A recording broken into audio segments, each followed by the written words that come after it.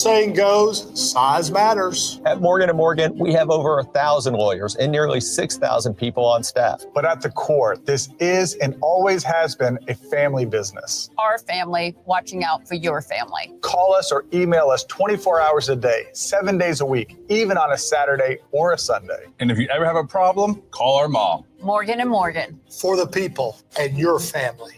Injured? Dial Pound Law or visit forthepeople.com for an office near you.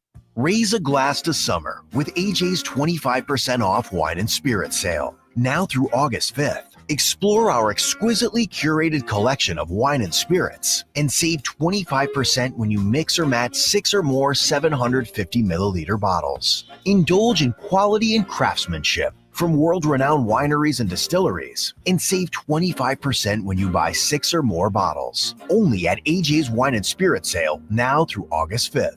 Hi, Luis Gonzalez here. Want to bet? Feel the thrill of Casino Arizona with 1,400 of the hottest slots and nonstop table game action. We make winners, no experience necessary. Join us for the best bingo in the valley with daily sessions. Indulge in all-you-can-eat Eagles Buffet or enjoy fine dining experience at the award-winning Choya Steakhouse. Enjoy top-notch local entertainment, tribute bands, and viewing parties at CAZ Sports Bar, just off the 101 in McKellips. Casino Arizona, uniquely Arizona. You got the paint job, but now you need the materials fast. Get free same-day or next-day delivery on select PPG paints from the Home Depot. Now that's a pro move. Save time on store runs and get free delivery on small or large orders of select items. Save energy shopping around with PPG's wide assortment of colors and finishes all in one place. And save money with Pro Extra, where you can get up to 20% off paints, primers, and stains through Paint Rewards. The Home Depot, how pros get more done. When you're together and there's love and laughter, it's the perfect time to play. With new games like Strike It Rich and Instant Cash Scratchers from the Arizona Lottery, you can play for up to $500,000 in prizes. And every time you play, you're uplifting your community because a portion of every ticket sale goes back to vital programs in Arizona. So play for fun, to connect with friends and family, and of course, the chance to win big. Arizona Lottery. Love the play. The UPS store has high-quality, industry-approved packaging materials. So stop by and get 15% off packing materials and protect it with our pack and ship guarantee. Visit the upsstore.com/guarantee or a location near you for full details. AM 1060 KDUS Tempe Phoenix and KSLX HD2 Scottsdale Phoenix.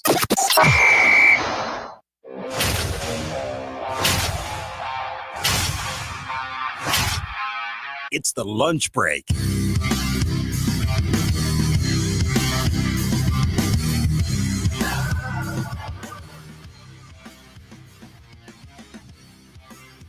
Eugenio Suarez back in the lineup for the Arizona Diamondbacks. The Phoenix Suns still trying to make one more big splash. And will the Diamondbacks be at the center of the pitching market over the next 27 or 8 hours? Or so. Welcome into hour number 1 of the lunch break here on KDUS AM 1060, streaming on the KDUS AM 1060 app, and you can watch the show over on the KDUS AM 1060 YouTube channel. Chris Schubert with you for the next 2 hours, and today feels like Christmas Eve. It's the day before MLB trade deadline day. Feels like activity is picking up. A couple of smaller moves across baseball this morning. It feels like everything's about to start. Feels like the next 24 hours or so, we're going to see a lot of activity. Producer Evan is behind the glass. He's ready to take your phone calls today. 480-864-1060 is your way to join us on the program today. We start this program discussing Eugenio Suarez being back in the lineup for the Diamondbacks this morning. Time for our top story of the day. It's the Daily Special. After getting the day off yesterday, Eugenio Suarez was back in the lineup, albeit as the DH today. A couple different ways to read into this. I know what I said yesterday on the program, that Suarez being in the lineup here ahead of the trade deadline would signal to me that nothing is close, that they don't plan on trading Eugenio Suarez? Why would you roll the dice on him potentially making the injury worse or something new popping up? The scare that was the other night of him getting hit on the hands should have been the reminder to everybody involved that all it takes is one moment and your dreams, your plans of what you want to do with the trade deadline can go up in smoke. So why would you risk it? Why would you chance it? I saw some commentary yesterday about how other teams wanted to see Eugenio Suarez back in the lineup to show that he was healthy. Really? Other teams that are interested in Eugenio Suarez needed to see him on the field? All they need is the okay from the doctors, the okay from the medical staff, an exchanging of the medical records. Is this all good? Is this checked out? Okay, we're fine. What is today and a couple of at-bats going to show you? That he's standing and is able to stand in the box and take swings? I was just going to say, what if he catches one off the, hands today? Catches one on the inside part of the bat, and that makes it worse because it's not fully healed. They really wanted to see him play that bad? I don't understand why you need to see him play that bad. You want to know that he's healthy. You want to know that he's okay. I just don't know if I'm a GM, if I need to see him. Just put yourself in the shoes of the GM that's acquiring Eugenio Suarez. Do you really want him out there right now? No. When you know he's banged up at least a little bit, you want to chance that? You want to roll the dice and run the risk of him getting hurt even more? I just wouldn't be me if I was a GM, but that's maybe why I'm sitting in this chair and not running a baseball organization. But he's out there today. He's in the lineup. And I said yesterday that if he was in the lineup, that it would mean that I don't think he's getting traded by tomorrow. The market appears to be heating up around Eugenio Suarez. Mark Feinsand reporting earlier today that there are a bunch of teams still in pursuit. Phillies were mentioned. Tigers were mentioned, among a couple of other teams. I think there were 4 teams in total that Mark Feinsand mentioned in his tweet about the market heating up as we get into less than 30 hours from the deadline. This was a couple of hours ago that this tweet came out. So it does feel like Eugenio Suarez's market is starting to turn a corner and is starting to heat up, but nothing appears to be close, because if there was something close, would he be playing today? And this does feel like a day where you need to keep an eye on guys leaving the game early, hug watch. Feels like today is a prime day for that. Tomorrow will be the peak day for that, but it feels like that's going to start here today. But I woke up this morning and I saw the tweets, saw the reporting that Suarez was going to be in the lineup today, and I truly couldn't believe it. I couldn't believe that you would roll the dice and you would risk him potentially getting hurt again. And I guess maybe teams want to see him swing the bat just to say that they saw it with their own 2 eyes that he's okay, but you don't trust your medical team. You don't trust the records that you're going to get from the other side, that the x-rays are negative, that you're going to share that information back and forth. You need to see him out there taking a couple of at-bats. He flew out in his first at-bat today. Is that going to change how you feel about Eugenio Suarez? That's what I was going to say. Like, if he hits a home run, we're going to be like, oh, he's healthy. I got to trade for him now. If he goes 0 for 3, oh, the hand's bothering him. Can't trade for him. It's a single game in Detroit. What? I don't get it. I don't understand why there's a rush to get him in there. I don't understand why teams need to see him if that's truly what's going on here. I don't understand it. I would put him on ice, let him heal up the injury, let him sit for the day, and tell all the teams, no, he's fine. Give you a perfect example. There are players that are probably going to be traded between now and tomorrow that haven't been in the big leagues this year, right? Shane Bieber is a perfect example. Had his first rehab start the other day. Was that the last night or the night before? The Guardians are getting calls on Shane Bieber. There are going to be probably a reliever or two that maybe is on the shelf right now. We were talking a couple of weeks ago about Shelby Miller potentially being traded, even though he was hurt right now, because he could potentially come back and pitch a little bit before just to show that he was healthy. Okay, I understand that. That's a pitcher. Eugenio Suarez got hit on the hand. X-rays were negative. There wasn't a break. They gave him a day off for rest. What's the rush to get him back out there and risk it? If you have 3 weeks between now and the deadline, okay, you put him out there. You have a day. What is 1 day going to do? That's what I was going to say. It's not like you have 3 weeks or 2 weeks where if you play him a day after, you give him 1 day of rest, okay. You need him. You're still fighting. You're not going to quit. But now you know you're trading him. The market is heating up, like you said earlier. Teams are calling, and we're going to seriously run him out there with that risk, with everything that's going on this year. How many times has a Diamondback player been hit in the hand this year? How many times has Eugenio Suarez been hit on the hand this year? Twice at least in the All-Star game and in this game, and I know it's happened previously. Just 2 in recent memory, 2 within the last month he's been hit on the hand. It's just not a risk that I would take.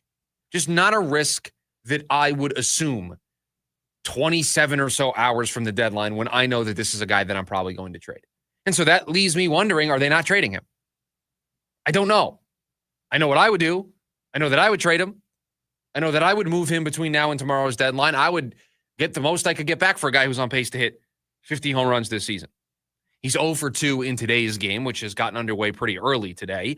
A fly out to left in the second and then struck out swinging in the fourth. The Diamondbacks and Tigers are tied at 1 in the fifth. It's Ryan Nelson Day on the mound for the Diamondbacks, and he's looked great so far. 6 strikeouts through 4 innings of work. He continues to be a bright spot this season for this team since they put him into the rotation a couple of months ago. But Eugenio Suarez in the lineup today. Eugenio Suarez, 2 at-bats. If it was me, I'd be like, okay, you saw him for 2 at-bats. I'm taking him out of the game. Now, I know he's the DH, so he's not going into the field. And so you are limiting the risk a little bit, right? There's no chance that a grounder comes up and hits him in that hand or he has to make a tough play or something and he agitates it. He is just swinging the bat. So at least I'll give them that they're not putting him out in the field today, that they put him in the DH spot. I think just to make sure that teams see that he's healthy, teams see that he is okay, teams see that he can take swings. Now, I'll be honest, I don't have the game on in the television in here. I've not seen the quality of the swings. The fact that he flew out to left and he struck out swinging means he isn't just leaving the bat on his shoulder, so that's a good thing. He's not just up there staring at pitches, but I haven't seen the at-bats broken down, so I don't know if the swing looks good, if it looks right, if it looks like everything's 100%. I don't know. I just have not seen any of his at-bats since getting ready for the show this morning. But we'll keep an eye on it. If he leaves the game at any point, if he finishes the game out, we'll keep you updated on things as the Diamondbacks and Tigers are underway. Top of the 5th. Little morning baseball. A lot of morning baseball across the league. I just went over to MLB.com. Yeah, there are 6 games in action right now. One's in a rain delay, but 5 games in action right now. 5 games in action. Obviously, the one in the rain delay. All before 11 a.m. Yeah, another game is going to start while we're on the air today, and then one game, Mets-Padres, starts about a little bit after we get off the air today. So a lot of early baseball today. Gearing up for what should be a fun day tomorrow.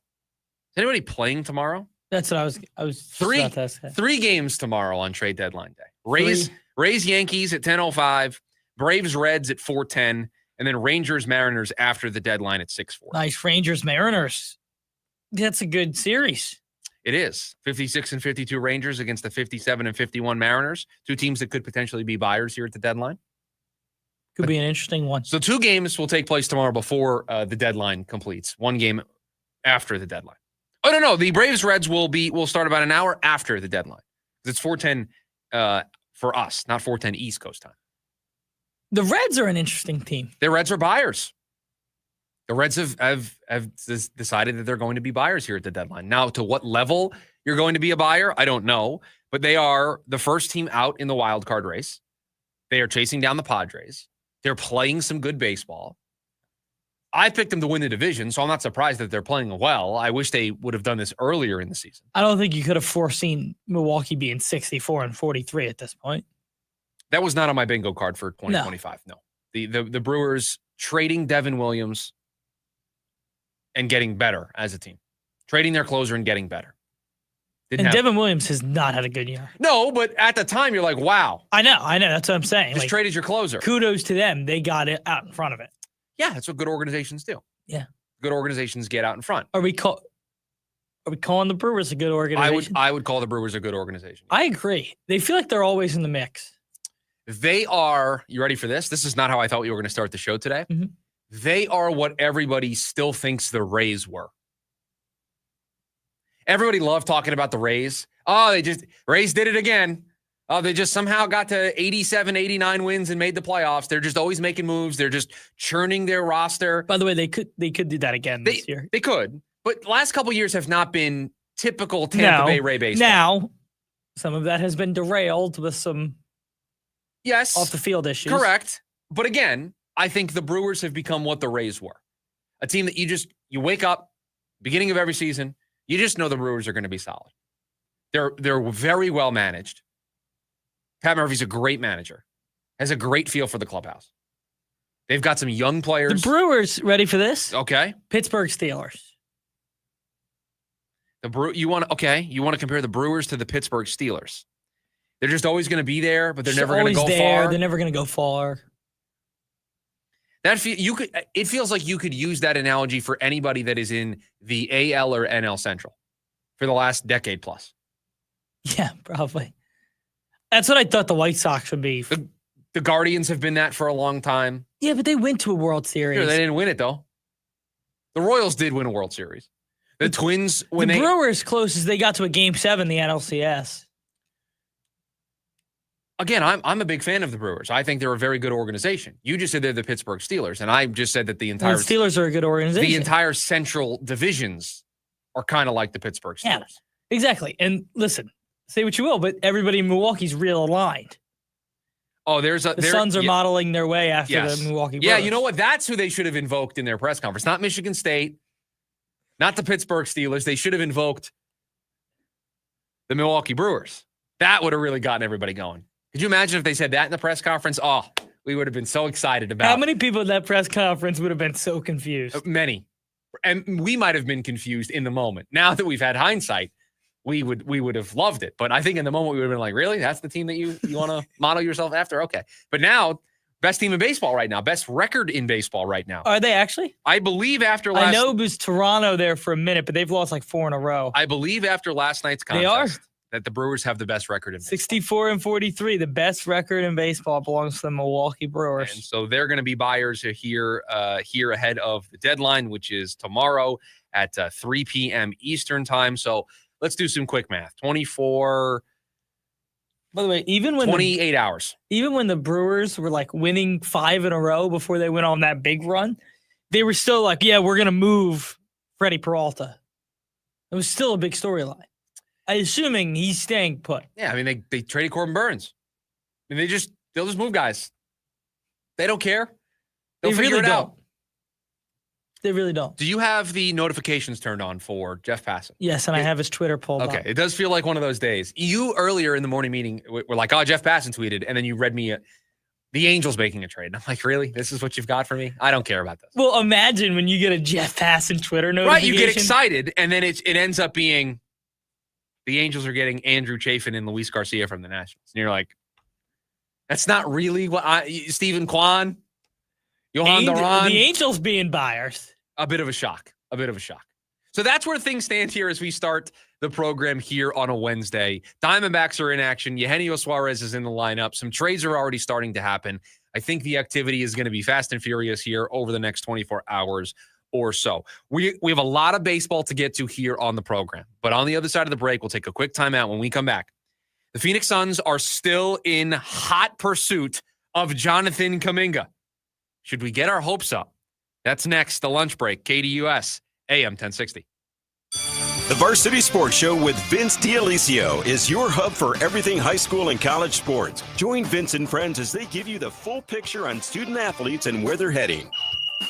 Live interviews with coaches across the valley. Asking some of the tough questions. Varsity recaps and in-depth interviews with tomorrow's sports stars.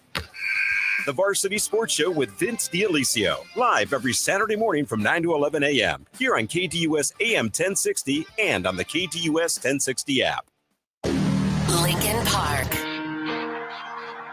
From Zero World Tour 2025. You ready? Live in Phoenix. Footprint Center, Saturday, September 6th. With special guest Gene Dawson. Get tickets now at livenation.com.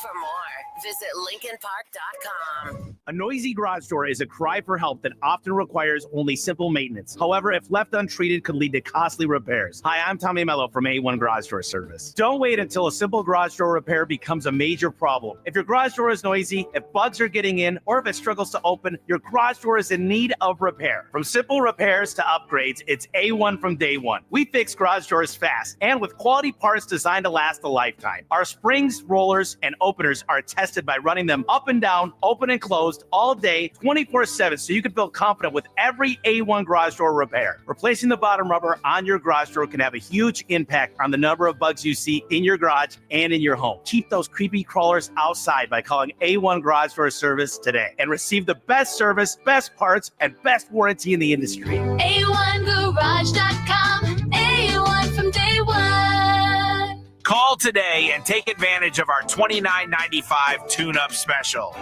Empty slogans and cute jingles, lawyers love to act like they care. Do they back it up? Hi, I'm Mark Breyer. And I'm Alexis Breyer. We're the husband and wife law team. One study found that half of all clients were unhappy with the lawyer they hired. The number one complaint, a total lack of communication. We take client happiness seriously. That's why we survey all our clients and know that over 97% are happy. Do your research. Call the husband and wife law team first.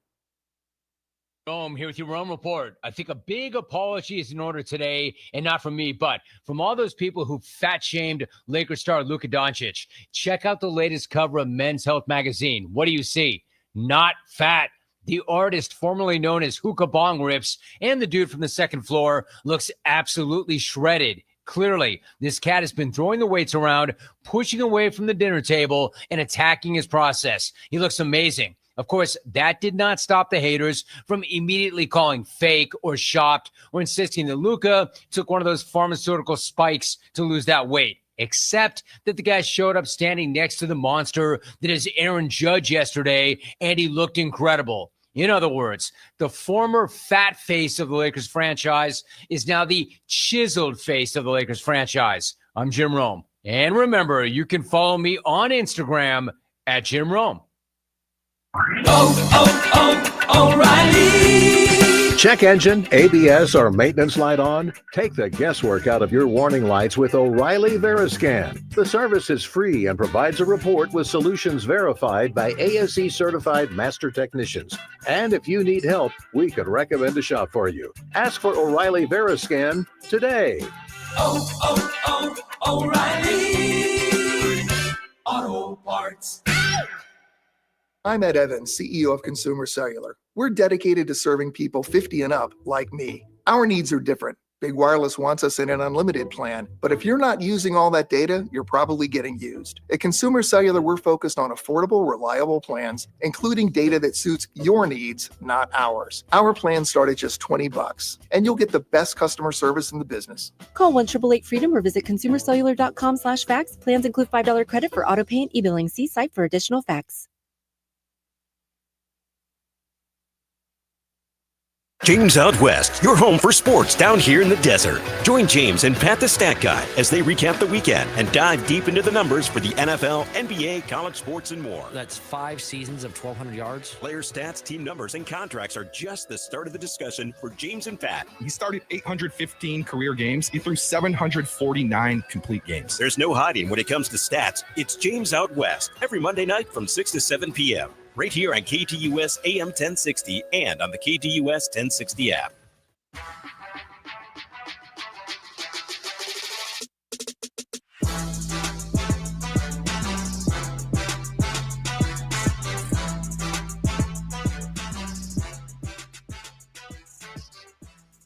And make sure you download the KDUS AM 1060 app. You can take us with you on the go. You can also listen for your chance to win 4 tickets to the Diamondbacks against the Colorado Rockies on Saturday, August 9th at Chase Field. The force is strong at Chase Field. The first 20,000 fans at the game on Saturday, August 9th get a Corbin Carroll Rebel Pilot bobble courtesy of Cox. Tickets are on sale at dbacks.com/SGT. Driving in this morning, saw a billboard that was a picture of the Corbin Carroll Rebel Pilot bobblehead. You're going to want to be there early. It's cool. It's cool. you're going to want to be one of the first 20,000 on Saturday, August 9th. So listen on the app, be logged in and registered, or register and logged in while you're listening either there or streaming on KDUS1060.com and be entered for your chance to win.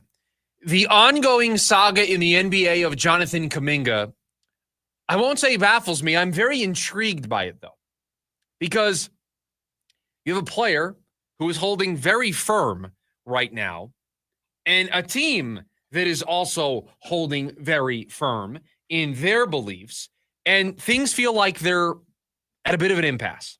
As the Warriors in the last couple of days, according to Shams Charania and Anthony Slater writing a piece for ESPN this morning, the Warriors over the last couple of days have made another effort to sign Jonathan Kuminga.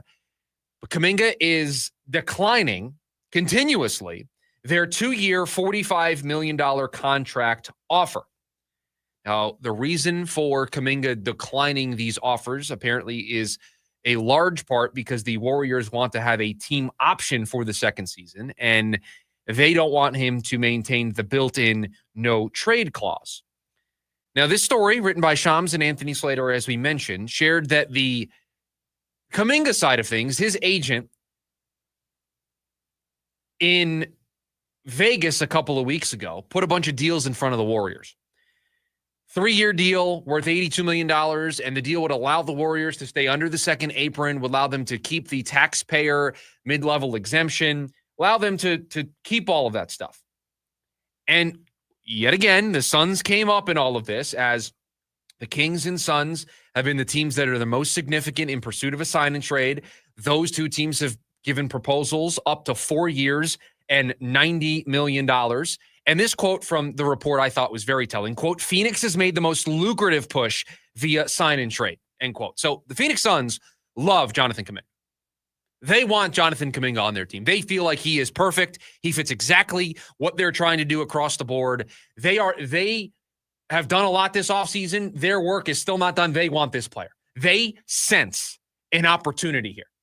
Whether you agree or disagree with it, whether or not you think Kuminga is a fit, it is clear the Phoenix Suns believe Jonathan Kuminga fits with what Jordan Ott wants to do, with how they want to build this team, and they feel like getting him out of Golden State, getting him into a new scenery, supporting him, giving him a chance to play regularly, be a starter, put some faith and trust into him, that you're going to see another level of Jonathan Kuminga as a player. Why do I know that? Because the story goes on to say that Phoenix's proposal is nearly $70 million more guaranteed than the Warriors offer.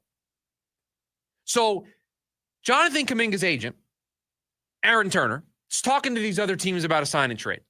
And part of that is because you want to know what those teams are willing to offer, so that if you agree to the sign and trade, you sign with the Warriors and then get traded to that team, it's a deal that you like. Well, the Phoenix Suns are telling Aaron Turner, Jonathan Kuminga's agent, hey, we'll give you $70 million more than what the Warriors are offering you. $70 million more guaranteed than the Warriors offer. So of those $90 million deals that are being reported by the Kings and the Suns are willing to make a lot of it guaranteed for Jonathan Kuminga. Whereas the Warriors, they're very content just sticking with their 2-year, $45 million deal. Now, this is where things hit an impasse, because the Warriors have no interest in trading Jonathan Kuminga. They are at a place right now where they are telling him, you can either sign this deal, the 2-year offer that we've put in front of you, or the 1-year qualifying offer, because you're a restricted free agent, for $7.9 million, whichever is Kuminga's preferred path. Now, Jonathan Kuminga, a little bit ago, let me see if I can pull it up here to make sure I quote it correctly, posted something on social media. And it was something along the lines of, bet on yourself, or betting on myself, or something like that. Something to those, I'll bet on myself all day, he posted on his Instagram. And it is a picture that is Jonathan Kuminga. It appears to be somebody sitting next to him that could be his agent, could be a coach, could be somebody, but said, I'll bet on myself all day. He tagged his agent, and then the hashtag just no. Now, what does that mean? I would read that more as he's going to accept the 1-year qualifying offer and bet that he's going to have a monster year and be able to cash in next year rather than take the 2-year offer for money that he feels is disrespectful, that team option that he doesn't like, the removing of the no trade clause that he basically has with that deal. He's going to bet on himself and take the 1-year deal. Because in that story, it mentions that Jonathan Kuminga believes that the Warriors have stunted his growth and he is looking for a way out. He is looking for a pathway to getting that change of scenery, playing someplace else, getting a fresh start, being with a coaching staff, an organization that he feels is going to better develop him, better put him in a position to succeed. And so I love that the Suns are in on this. I said this at the time when the rumors first started, that I thought this would be a nice move for the Suns. I just don't think it's going to happen. The Warriors appear uninterested in trading him. They don't love what they're getting back in a trade. The last we reported or talked about reports on what they wanted back, they wanted a first-round pick. The Suns don't have one of those. They wanted a young player, and they don't want to take back any bad contracts. So unless they've changed that stance, the Suns aren't going to be a suitor for them. So it feels like all roads lead back to Kuminga picking up the qualifying offer, signing that deal, and this happening again next summer, which would be a disappointment considering the Suns clearly want this player. The Suns clearly like Jonathan Kuminga. They clearly think if they're willing to offer $70 million more guarantee than the Warriors offer, they are making it very clear to Aaron Turner and Jonathan Kuminga, we want you. That feels good if you're Jonathan Kuminga. It also is a reflection of what the Suns are trying to do and the work they still think that they need to accomplish. And they view this as an opportunity to strike. Again, I don't think they're going to land this. If they do, I think it'd be a great move, depending on what the return would be. I wouldn't love to give up Ryan Dunn or Oso in one of these trades. I'd like to avoid that if I could. But if that's what the Warriors ask for, I'd have to consider it. So this situation continues to develop. It feels like it's hitting a little bit of a wall here. And it feels like, based on that Instagram post, that Jonathan Kuminga is going to be going back on the 1-year qualifying offer. That's just a guess on my part, putting the pieces together. 480-864-1060 is the phone number for you to join the conversation here today on the program. We've also got you over on the KDUS AM 1060 YouTube live stream. When we come back, pitching. The Diamondbacks have plenty of it available here at the deadline. What is the latest on the pitching market as we are 27 or so hours away from the MLB trade deadline? That's next on the lunch break. KDUS AM 1060. Attention all clones. The Jim Rome Show is here for you every day here on KDUS AM 1060. Lots to get done. Welcome to the program. Listen in as Rome dives into the biggest sports headlines of the day. From final scores, player contracts and trades, team prospects, and even a spicy take or two. The Jim Rome Show, 1 to 4 p.m. every weekday here on KDUS AM 1060. That's the trick. Online at KDUS1060.com and on the KDUS 1060 app. Hosier presents the Unreal Unearthed Tour 2025, live in Phoenix. Talking Stick Resort Amphitheater, October 7th, with special guest Amble. Get tickets now at livenation.com. The #1 album, Unreal Unearthed, is available everywhere. For more, visit hosier.com. Hey, it's Big Cat from the Pardon My Take podcast. If you're looking for a drink that keeps the fun going without weighing you down, pick up some Truly Hard Seltzer. It's crazy refreshing, comes in tons of different flavors, and has only 100 calories per serving. Truly makes it easy to keep the fun going with your crew, which is exactly why it's the official hard seltzer of Pardon My Take. Whether you're out with friends, hosting a game day at home, or just kicking back, grab a Truly Hard Seltzer. Pick it up at your local Total Wine, Walmart, or Circle K, because there's always a lot of party left, Phoenix. In Las Vegas, live music doesn't just start. It hits different. The biggest names in music will be taking the stage. Beyoncé, Pitbull, Nas with the Las Vegas Philharmonic, Motley Crue, Gym Class Heroes, Kelly Clarkson, Janet Jackson, Lynyrd Skynyrd, live in Vegas. Go to visitlasvegas.com to see the full summer lineup. Jack here. My bonus Jack combo starting at $3.99 comes with fries, a drink, and a burger with 1, 2, or 3 patties. It's a meal that'll actually make you happy. Starting at $3.99. Get so much more. Welcome to Jack in the Box. Plus tax, limited time only. Price and participation may vary. Hi, welcome to IKEA. Hi, I'm in a whirlwind of college prep. Gotcha. We've got affordable solutions to create the perfect college living space. Great. And visit our website to see how verified college students with an IKEA family account can receive a one-time use 15% off coupon. Nice. You guys think of everything. Pretty much. Offer ends 9/30/25. Valid ID required. Discount applied proportionally across items purchased as shown on receipt. See IKEA-USA.com/ready for college for complete terms. Oh, Mr. Gecko, is it true what they say about Geico's emergency roadside service? I'll own up to it. Yes, it's all true. You mean to say Geico's emergency roadside service really is 24/7? And it's available on the phone or app. It's all part of getting more with Geico. I don't mean to be rude, but could I scooch past you all? You're standing in the way of my yoga class. One more, Mr. Gecko, the fans must know. Why yoga? Well, it helps with my posture. It's my back. It ain't what it used to be. Get more than just savings. Get more with Geico. This fall, choose Primavera Online, and you'll be choosing a school with flexibility, personalized support, and an award-winning curriculum that's over 20 years strong. Now enrolling grades K to 12 at chooseprimavera.com. Ready to tackle each morning with the best sports information coming at you? I'm going to take a logical approach. Get that weekday mornings on KTUS AM 1060 from 6 to 9 a.m. with the Dan Patrick Show. Dan Patrick, the Danettes, sports icons, sports legends, celebrities, poll questions. The Dan Patrick Show has it all. It's a crapshoot. Be sure to lock your dials to AM 1060 or 100.7 HD2 from 6 to 9 a.m. Mornings just got better. This story is about us.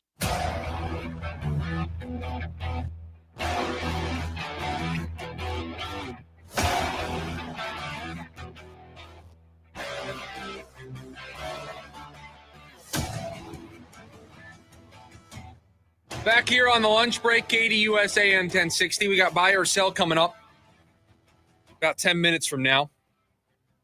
In the meantime, the MLB trade deadline right around the corner. We're still waiting for the Diamondbacks to fully start their fire sale. They have traded Josh Naylor. They traded Randall Grichuk. Still waiting to see what they do with Eugenio Suarez, see what they do with Merrill Kelly and Zach Gallen. And that's where I want to focus right now, the pitching side of things. Because, Producer Evan, you've been keeping tabs on the trade deadline just as much as I am. You're refreshing Twitter probably more than I am. The pitching market is very slow right now. Very slow. I can't think of a move that has involved one of the big name targets on the pitching side of things. Seth Lugo, who was supposed to be available, signed an extension with the Kansas City Royals. Dylan Cease has not been moved yet by San Diego, if they're going to move him as part of a sell-buy strategy from A.J. Preller.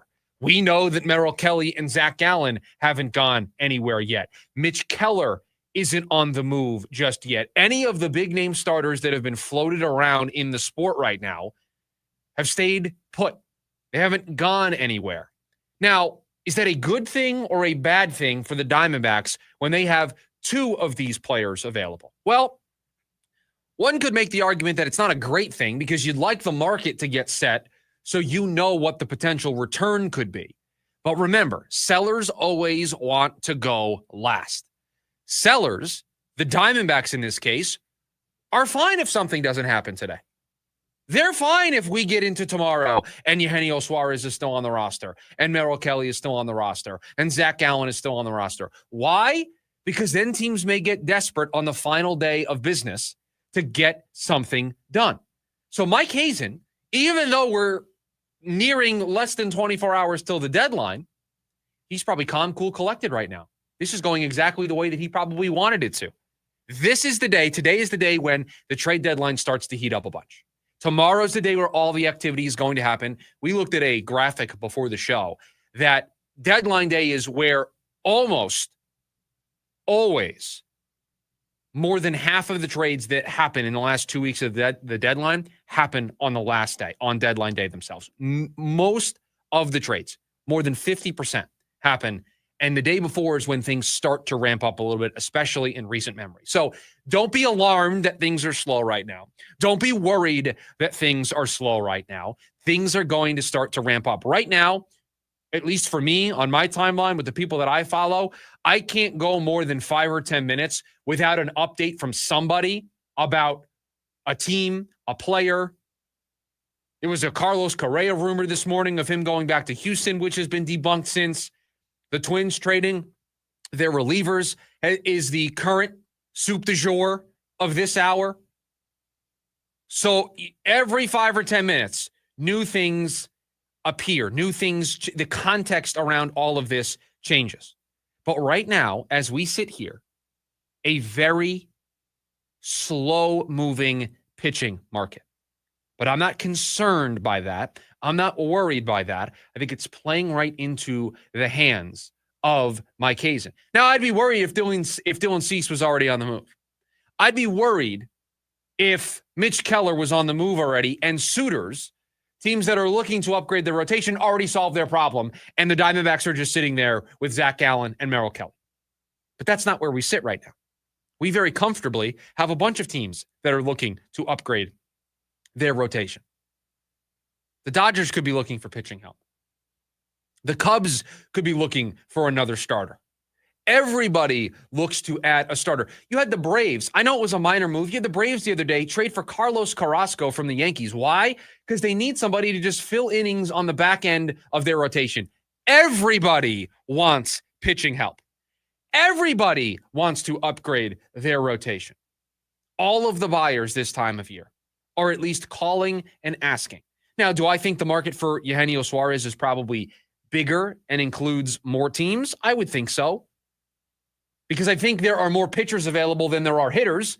So when you have the one hitter that everybody wants, it's easy to drum up interest. If a team doesn't like the price tag for Merrill Kelly or Zach Gallen, you know what they can do? They can call the Pirates up and see what they want for Mitch Keller. They can call the Padres up and see what they want for Dylan Cease. So it's a slow-moving market, but it's not something that I'm worried about because nobody on the pitching side has moved.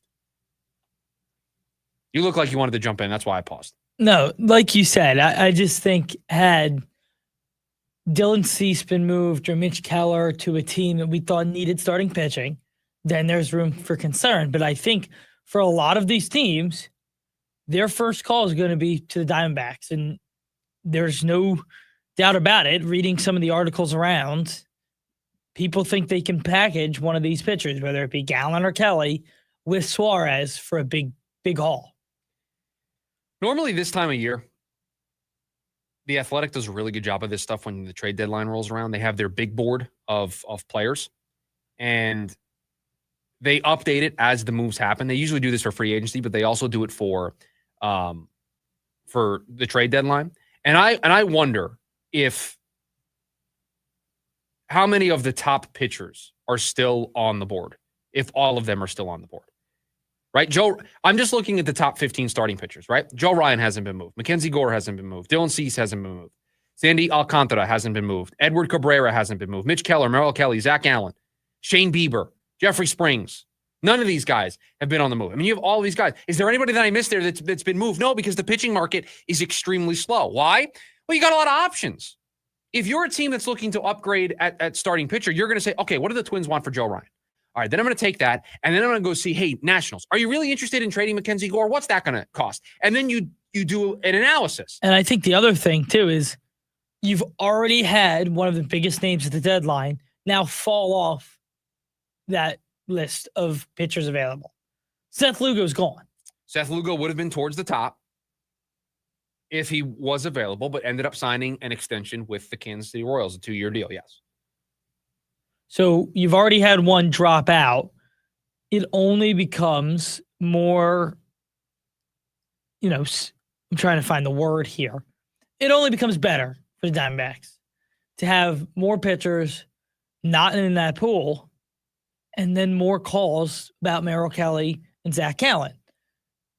Yeah, you have the top end of the pitching market in general got a little smaller when Seth Lugo signed his extension. But you have a lot of teams that need pitching help. You still have a lot of pitchers available. And so that's always going to take a little bit to develop. because teams feel like if I'm a buyer right now and I want a starter, I don't have to meet any of the prices that anybody's asking for right now because nobody's been moved. So if I'm a buyer, I'm playing this game of chicken and saying, I'm going to wait until tomorrow because you might be the desperate party, not me. What if all of these teams don't get their asking prices met and they start lowering their asking price? Now, all of a sudden, you can get somebody like a Joe Ryan for cheaper than you could have 24 hours ago, 36 hours ago. You don't want to be the team to set the market. You don't want to be sellers go last. Buyers go first, sellers go last, right? But then as closer you get to the deadline, the buyer may be more willing to play the game of chicken. A buyer would love to do a deal 2 weeks ago. They would love if the price is right, they're not overpaying, they're giving up a solid but not great prospect, they're getting a player that fits what they're trying to do. They would love to make the move 2 weeks ago because they'd like to have that player in their rotation, that arm in their bullpen, or that batter in their lineup for as much time as humanly possible. But the closer you get to the deadline, the buyer now doesn't have that fear of time because now what's the difference between trading for somebody today and trading for them tomorrow? It's not really that much of a difference. You're probably not going to have that person until Friday at the earliest. And again, think about how many teams are playing tomorrow. There's 3 games, 6 teams are in action. So if I'm a team, a trade I make today, a player, unless I'm trading for a player on the team I'm facing, unless I'm Sir Anthony Dominguez, Crazy, who got traded in the middle of a doubleheader and then went across the clubhouse and pitched in the game later that day. Unless it's that scenario, the player you trade for today isn't going to help you today. The earliest you're going to have them is Friday. So you can be patient. You can wait a little bit. So I'm not worried that the pitching market is very slow. Somebody is going to break through the wall first. And this feels like that time of year where you just have to constantly be hitting that refresh button on social media because the moment it happens, the floodgates are going to open. But so far, it is quiet. I still expect the Diamondbacks to move both of those pitchers by the time 3 o'clock rolls around tomorrow. 480-864-1060, the phone number for you to join us here today on the program. When we come back, a little buy or sell, the hottest takes in sports talk radio. We'll get to them next. It's the lunch break, KDUS, AM 1060. Join in on the Sports Zoo on your ride home from work with Dave Rooster Bierstein. Join Rooster as he lays down what's happening around sports and makes it clear what's on his mind. Oh, my. Catch the day's craziest stories and some of the latest numbers from the sports books across the valley. The Sports Zoo with Dave Rooster Bierstein. Yeah, I think that's kind of a wild option. Weekdays 5 to 6 p.m. on KDUS AM 1060 and on the KDUS 1060 app.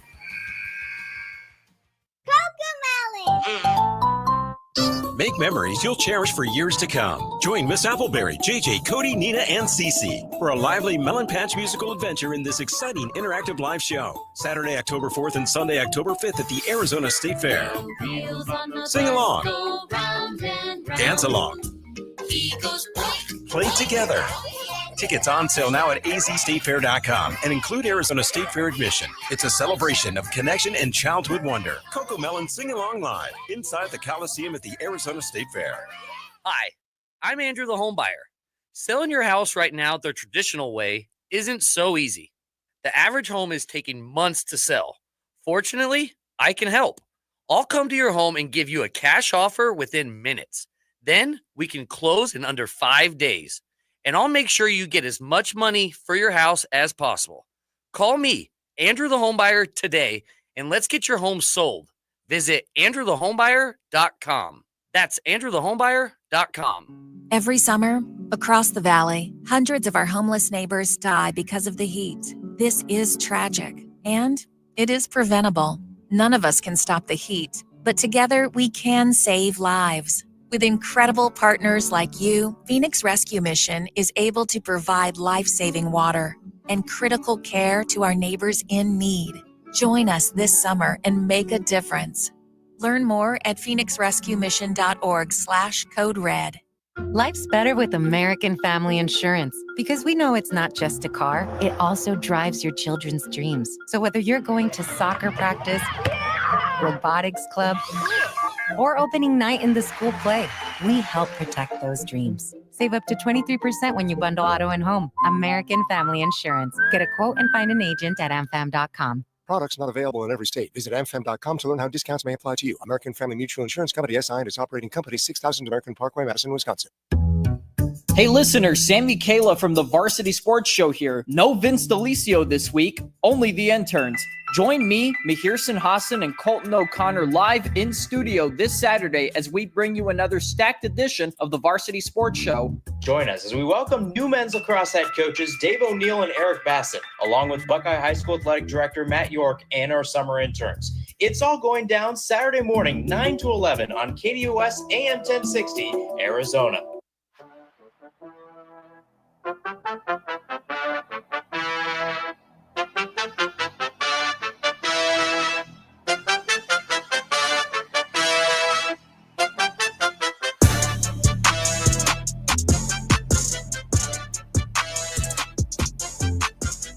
Wrapping up hour number one of the lunch break here on KDUS AM 1060. We got a blockbuster in baseball. This is not part of Buy or Sell, but we're having fun here. We're keeping you up to date on everything that's going on in baseball. The Reds have acquired third baseman Ke'Bryan Hayes in a trade with their division rival, the Pittsburgh Pirates. Now, Ke'Bryan Hayes hasn't really lived up to the fullest of his potential, but still is a player that is under control for 5 years beyond this one. Cannot wait to see what the return is. And oh, by the way, that is a third baseman. So does that take the Reds out of the running for Eugenio Suarez? Unless they're looking for a DH, right? Because you're not going to not play Ke'Bryan Hayes at third base. The value he offers you is in the field. Correct. The offense is what's lagging behind. Defensively, he's excellent. So does that take them out of the field for a third baseman? Could they play Suarez at DH? Here's what will I think inform this more than anything else, what they gave up to get Ke'Bryan Hayes. Because if they used some of their higher end draft capital, and just to let everybody know how much of, and we have a drop for this, just to show how I'm a huge nerd. We were looking at the Reds prospect system during the break to try to figure out what they gave up. And there are certain names in that group that if they gave them up, that tells you they're not trading for Eugenio Suarez. Because they're not going to double dip into that group. No. So we'll keep everybody updated. I will keep. There's a chance it could not be, like it could be a lesser price. Ke'Bryan Hayes, offensively this year, has been bad. I know, but 5 years of control for a player is not nothing. 5 years, half decade. Ke'Bryan Hayes not a free agent until 2030. 2031, actually. It's a long time. That's a long time. It's 28 now. Yeah. Cincinnati Reds are acquiring third baseman Ke'Bryan Hayes in a trade with the Pittsburgh Pirates. This is from Jeff Passan. Hayes is among the best defensive players in baseball and has 5 years of club control beyond this season. So we will keep you updated on what the return is for Ke'Bryan Hayes here for the Reds and see if that takes the Reds out of the running for Eugenio Suarez. My guess is it does, because it's a third baseman, defense first guy, and you're trading for a guy with 5 years of control. It's going to cost a little bit. Were they one of the 4 teams listed this morning? You know what? Producer Evan, that's being a great producer and asking a really good question that I don't have the answer to right now. So it was Chicago, Philadelphia, Seattle. Mariners, Cubs, Tigers, Phillies are the 4 teams that Mark Feinsand mentioned this morning that are the primary teams in the race for the All-Star third baseman. So if we just take those 4, the Reds were not one of those 4. But 2 weeks ago, the Reds were a team that was interested. So, okay, I have the return. It is shortstop prospect Sammy Stafura and relief pitcher Taylor Rogers. Whoa, what? That's it. That's what they gave up. So where is... if you have the prospect system back up... I can't believe I closed it. That's not being a good producer. No. You're a good producer with the question you asked, bad producer not being prepared. Sorry, it was who and Taylor? Shortstop prospect Sammy Stafura. He is the 9th prospect. Okay. So they traded a top 10 prospect and Taylor Rogers. That's what they gave up for Ke'Bryan Hayes. Stafura's ETA is 2027. Okay. 20-year-old shortstop in A-ball. So it does not appear like Eugenio Suarez is going back to Cincinnati if they move the top 10 prospect to go get Ke'Bryan Hayes. Just my guess. Let's do a little buy or sell. The hottest takes in sports talk radio. Producer Evan has them. I'm reacting to them. Take it away, my friend. The D-backs will end up keeping one of Zach Gallen or Merrill Kelly for the rest of the year. Sell. There's a lot of momentum to this idea that they'll trade both. And I just outlined in the last segment, everybody needs pitching. Everybody. Name a buyer at the deadline. Name somebody who's relevant. They're calling about pitching in some capacity. It's just everybody wants 6, 7, 8, 9 arms available to them. in case an injury happens. And you got 2 months of the season left to play. Everyone's looking for an upgrade. Kelly is one of the best overall pitchers available with what he's doing this season. And Gallen, just from name value, is a top name. I have a hard time seeing what team would go acquire Zach Gallen. And we've talked about it before. It's been a bad year. We said this in the past, that would a team want to bring him in and hope that they can fix him? Again, you're trading for Zach Gallen. You're a team that's a buyer. You're a team that's going for it. You're a team that's contending. You're going to trade for a guy that may need some tweaks, that you may want to adjust some things. It is a risk, but a lot of people just like the makeup of Zach Gallen and think that change of scenery, some small adjustments, he can be back to being a guy who was a top 5 Cy Young candidate a couple years ago. And what's the stat? Only pitch him on Tuesdays? Is that what it is? Yeah. He has great numbers on Tuesdays? Something like that. Okay, I don't know if you're going to be able to do that the rest of the season, but you could give it a shot. Jonathan Kuminga will end up being a member of the Suns. Sell. I think he's going back to Golden State. The Suns clearly are the team that if he's not on Golden State, it's where he's going to be. Golden State just has shown no interest in moving him. They're not getting a good offer for him. He's a restricted free agent. They don't have to do anything. They've given him a qualifying offer. They've offered him an extension on top of that qualifying offer. He may not like it. It may be a bad deal, and I think it is a bad deal. But that's the restricted part of being a restricted free agent. You can't go out there and get another deal and just sign with another team. It doesn't work that way. So, no, I think he stays with Golden State. Cardinals camp social media clips are getting you excited for the season. Had to do it to you. I had to do it to you. Got another Marv one today. I know. Yesterday, I get home. I sit down in my chair. Open up social media because, again, you just have to have it open this time of year. You just have to. You never know. And at my desk at home, I have 2 screens. And I normally will put Twitter up on the one screen and just every so often refresh it just to make sure that I can catch things. And I saw another Marv catch. And I quote tweeted it. You can see it on my Twitter account at Chris Schubert _.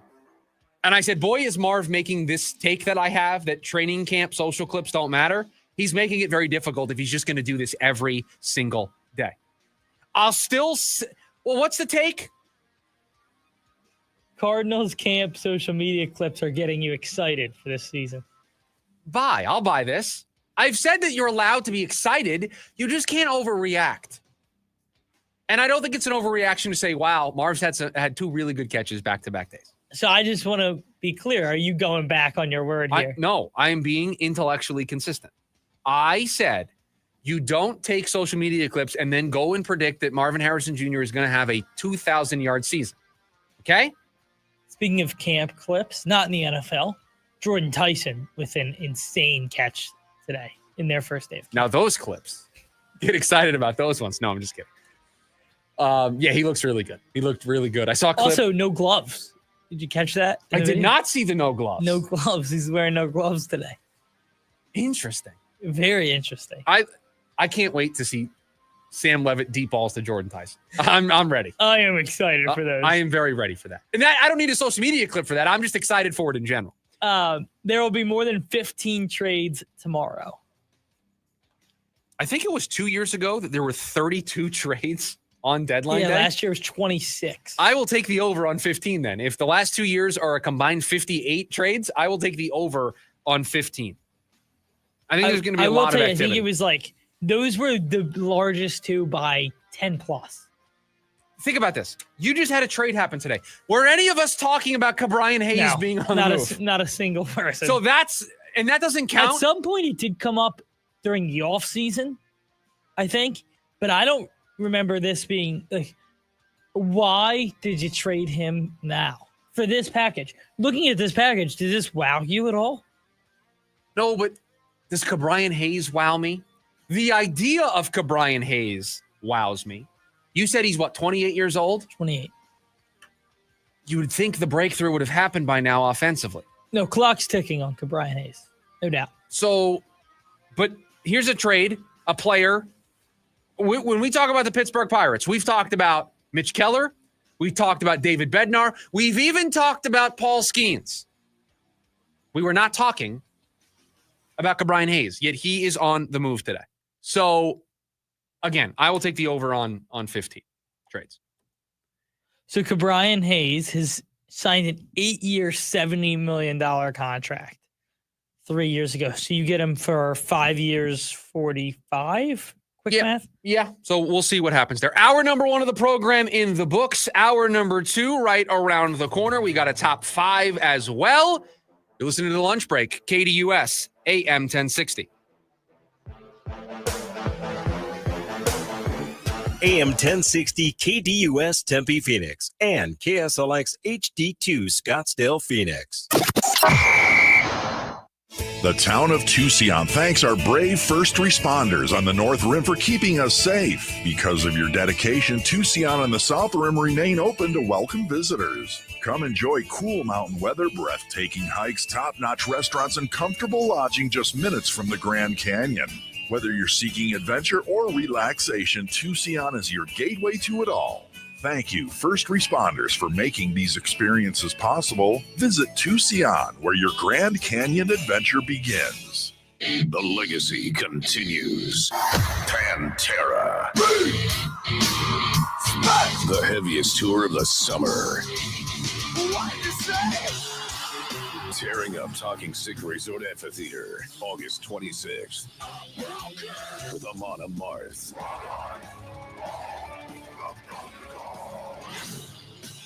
On sale now at LiveNation.com.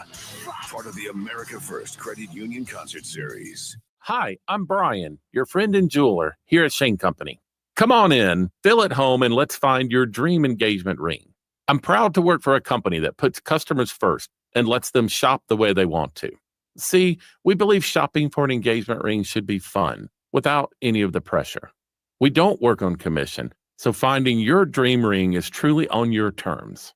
We'll be right by your side as your friend and jeweler to help you find a ring more beautiful than you imagined and stick to your budget too. We have all of the styles and all of the smiles. You can even watch our in-house jewelers working their magic inside your neighborhood store. It's that kind of care and craftsmanship that makes Shane Company's free lifetime warranty the best in the business, saving you thousands over time and giving you peace of mind. No appointment necessary, or check us out at shaneco.com. Because a friend knows when you're ready, you're ready. Shane Company, your friend and jeweler. Fargo, your virtual assistant from Wells Fargo, makes banking faster and easier. Like this. Fargo, what did I spend on groceries last month? And this. Fargo, turn off my debit card. And this. Fargo, what's my checking account routing number? And that's just the beginning. Do you, Fargo? You can in the Wells Fargo mobile app. Learn more at wellsfargo.com/getfargo. Fargo is only available on the smartphone versions of the Wells Fargo mobile app. Wells Fargo Bank N.A., member FDIC. At Sprouts, you'll find healthy around every corner and tasty on every shelf. And you know what's even more delicious? With our new Sprouts Rewards, you can earn points, explore member-only perks and personalized offers, and enjoy savings. Download the Sprouts app to join today. AM 1060 KDUS Tempe Phoenix and KSLX HD2 Scottsdale Phoenix.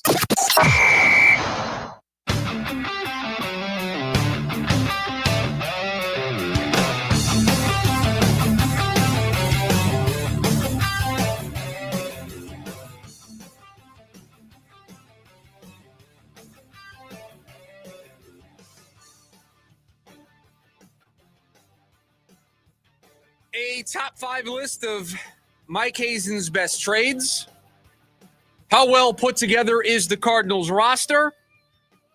We start hour number 2 of the lunch break, however, discussing Torey Lovullo and his future as manager of the Arizona Diamondbacks. Welcome back into the lunch break here on KDUS AM 1060, streaming on the KDUS AM 1060 app, and you can watch the program over on the KDUS AM 1060 YouTube channel. I saw a story this morning on PHNX, it's their PHNX daily newsletter, and it was discussing Torey Lovullo's future. And I've seen a lot of sentiment over the last couple of days as things have gone south in a hurry for the Diamondbacks here in the second half.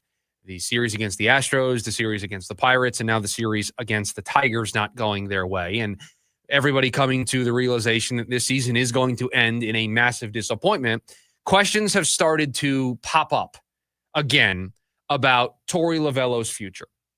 Now, I feel like this program is somewhat uniquely equipped to have this conversation because one of us on this show earlier this season kind of campaigned for a managerial change, strongly campaigned for a managerial change. And I don't say that in a bad way. Just there was somebody on this show who wanted to discuss making a change at manager. And we had, I think, a couple of days worth of conversation about Torey Lovullo's future. And then all of the injuries hit, and it just kind of took that off the table, and we have put it away.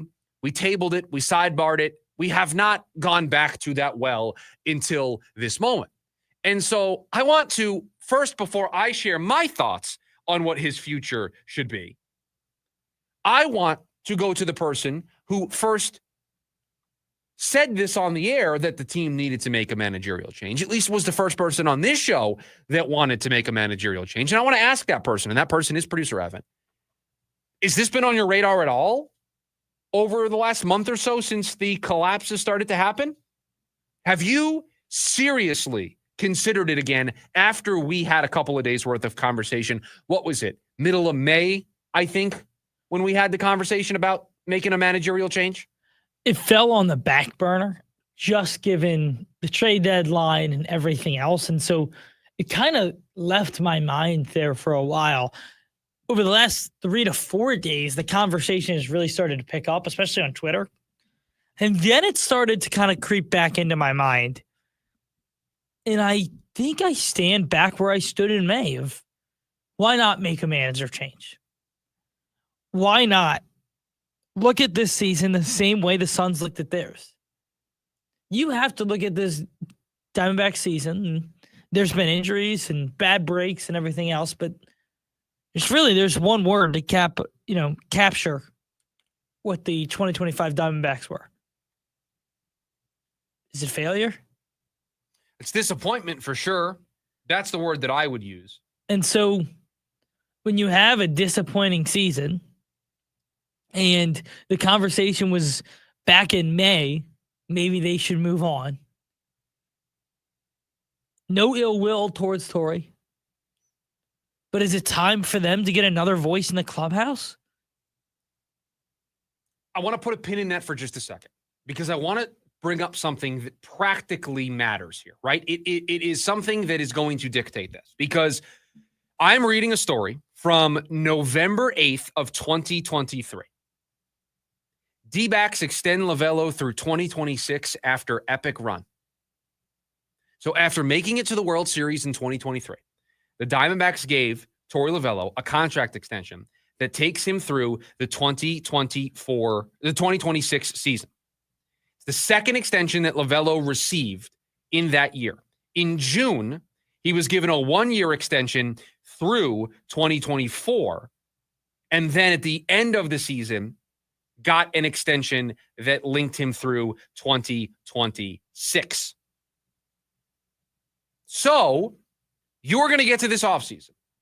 2025 is going to be in the past, and you're going to have a manager who is a lame duck manager. Somebody who, just by the sheer nature of his contract status, would be on the hot seat if he was the manager next season, because he doesn't have a contract beyond 2026. Normally, you don't have a lame duck manager. Normally, you either extend the guy ahead of the final year of his deal, or you get rid of the guy before the last year of his deal, right? You don't normally walk That is typically what happens. You don't typically walk into a season and say, yeah, Torey's contract is over at the end of the season. So with that in mind, knowing that 2026 is the last year on his contract extension, last year on the deal that he signed after taking the team to the World Series, what's more likely? Is it more likely they extend him, or is it more likely that they fire him? Is it more likely that they give him a new deal for another season, right, through 2027? Or is it more likely that they move on? And I don't know what the right answer is. I don't know what the answer is. Because there is a bond between Mike Hazen and Torey Lovullo. They seem inseparable. They're certainly in lockstep. No, in fact, there's a different word that I would use to describe Mike Hazen and Torey Lovullo. The alignment. That is how I would describe the relationship between those two gentlemen. How well they work together. I know I'm not stupid. I'm not naive. I know what many of you think about Torey Lovello as a manager. Trust me, I had to hold back producer Evan earlier in the season of firing Torey Lovello. I had to be the guy that defended him. I had to be the guy that said, wait a second here, you don't do this in the middle of the season. And I said at the time, if you wanted to make a change at the end of the year, that I would be comfortable entertaining that. And I think to your point, to wrap back to the question that you posed that I said put a pin in, you need a new voice going into 2026. You don't need, after a disappointing 2025, a year in which I think we all expect a small step backwards for this team next season in terms of expectations. You don't then need on top of that the cloud hovering over every single game, every single series that they play, a manager whose contract is up. You can't give him an extension. You cannot give Torey Lovello a contract extension into 2027, 2028. You cannot give him a new deal. Since the World Series, it's been back-to-back years of not making the playoffs, and it has been a slow trend downward away. You are further away from where the World Series in 2023. In two teams where they added more talent. Correct. Spent and more you went money. out and spent more money. So you can't give him an extension. So your two options are to go into the year with him as a lame duck. I don't love that. And the other option is to fire him. And I don't love that either. I think Torey is a good manager. I think some people get frustrated with some of the in-game decisions, and he is not perfect. There is not a manager in the game of baseball today that is perfect. Managers all across the sport make mistakes. Managers all across the sport screw up a bullpen decision, screw up a challenge or not to challenge, screw up a lineup decision. They all do it. What is going to guide this decision, I think, for the Diamondbacks is, does Torey still have a grasp on the clubhouse? The way they've played over the last three series can make you question whether or not he still has that grasp. For the first time, I have started to question that. Because of the sloppiness? Because of the sloppiness. It doesn't, I mean, I've sat down and watched the last few games. Do you remember watching the Suns at the end of the year where they just quit on you? Yeah. Does it not feel vaguely like that? It certainly is close. I mean, they were in a 1-1 game 3 innings ago. 7-1 Tigers. They had that weird play the other night. We're in center field. Just overran a ball. Let it drop. And the defense has been a problem all year. Defense has been an issue. The sloppiness has been an issue. You've pointed out the base running has been a problem. And if it was just injuries and they just couldn't get outs with the bullpen, okay. But it's not. It's they play a losing brand of baseball. And it's not just about the bullpen. They are sloppy. They don't run the bases well. They get thrown out at home, feels like more than any team in baseball. There's some questions about whether or not they need to make a change at their third base coach. Well, guess what? Guess who hires those coaches? Torey does. And again, I was a Torey defender, and I still think I am largely. But the point of having this conversation is now that this team's going to be a seller over the next 24 hours. And the last 2 months of Diamondbacks baseball, this isn't going to be pretty, ladies and gentlemen. It's not going to be fun to watch. Unless this happens. Unless we see a lot of young players get a chance to play every day, and that's the thing that draws us in, a chance to watch those players play every day. I'll tell you, they call up Jordan Lawler, and they make him the starting third baseman. By the way, can I get an update on Jordan Lawler's health status? Somebody? No, I'm not. I'm asking just the general public. No, I know. Because we've heard nothing. Have we heard anything? Nothing. If he was healthy and was up there playing every day, that honestly for me, and again, I'm a huge nerd. That is a reason to sit down and watch Diamondbacks baseball every day for me, because I want to see how he does over the final 2 months. But the rest of it's not going to be great, ladies and gentlemen. The rest of it's not going to be enjoyable. And so this record is probably not going to look great when it's all said and done. And now you enter an offseason where a manager is entering the last year of his deal. What do you do? Fire, extend, or just let it roll into 2026? Letting it roll in to next year and letting him be a lame duck manager on opening day feels like a mistake. I don't see a world in which they do that. Like, I know it's a possibility, but they don't feel like the organization to let that happen. They're very good about thinking ahead and being ready for the next contract, the next decision, thinking multiple moves ahead. This is the team that when they have a young player they really like, they're going to extend him early. It's tough. I don't know what they're going to do. He doesn't have the resume recently to warrant an extension. I think firing him may be too harsh of a reaction to this season. Does he have the resume? You said recently in general. They went to the World Series once on a ridiculous run, but they won 84 baseball games. We can't run from that fact. They went to the World Series in 2023.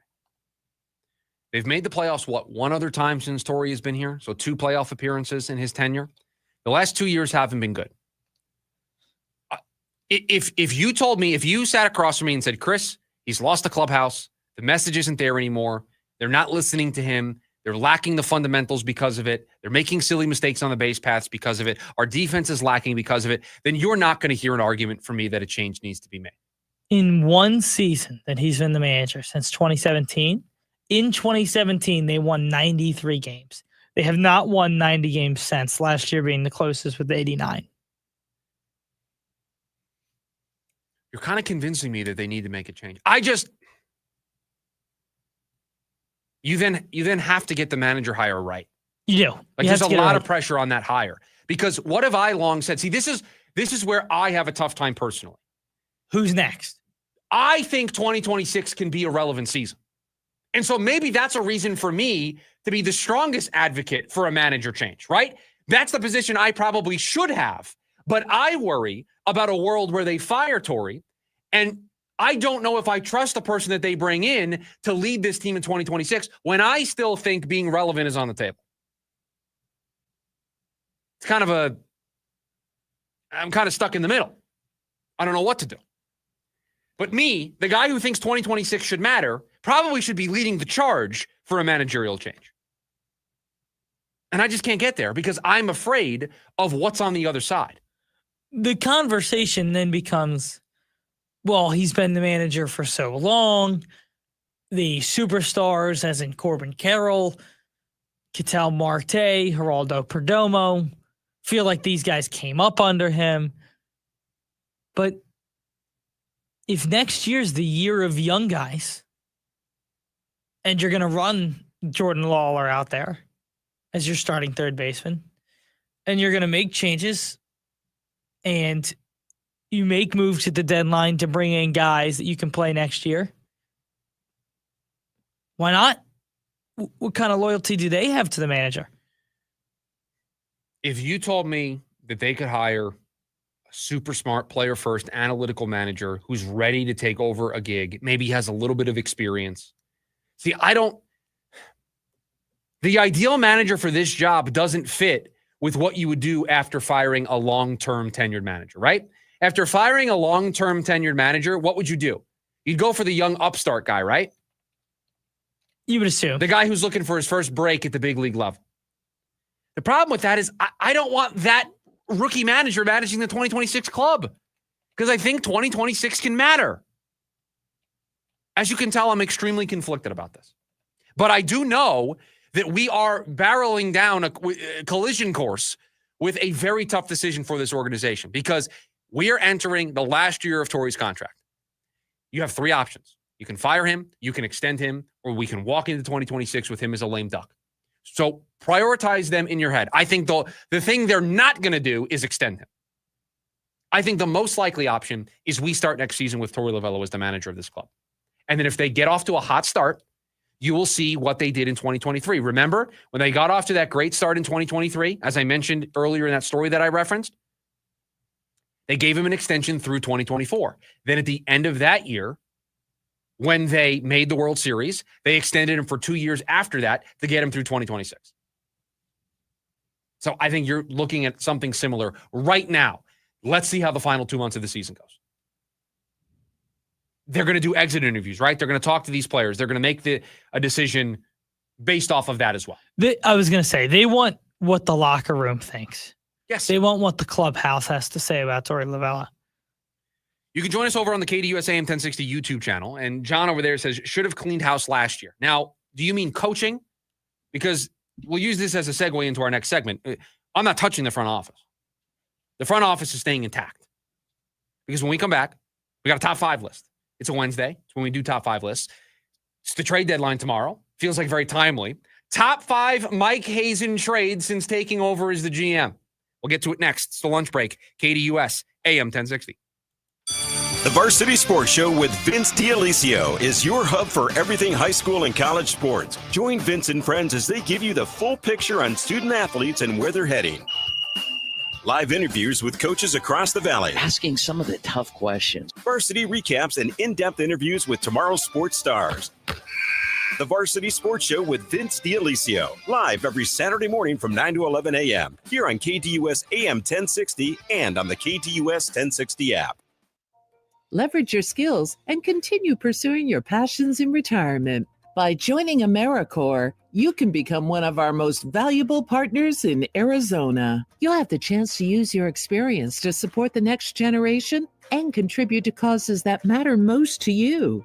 Make giving back your second act. Explore volunteer opportunities and benefits at serve.az.gov. This message is sponsored by the Governor's Office of Youth, Faith, and Family.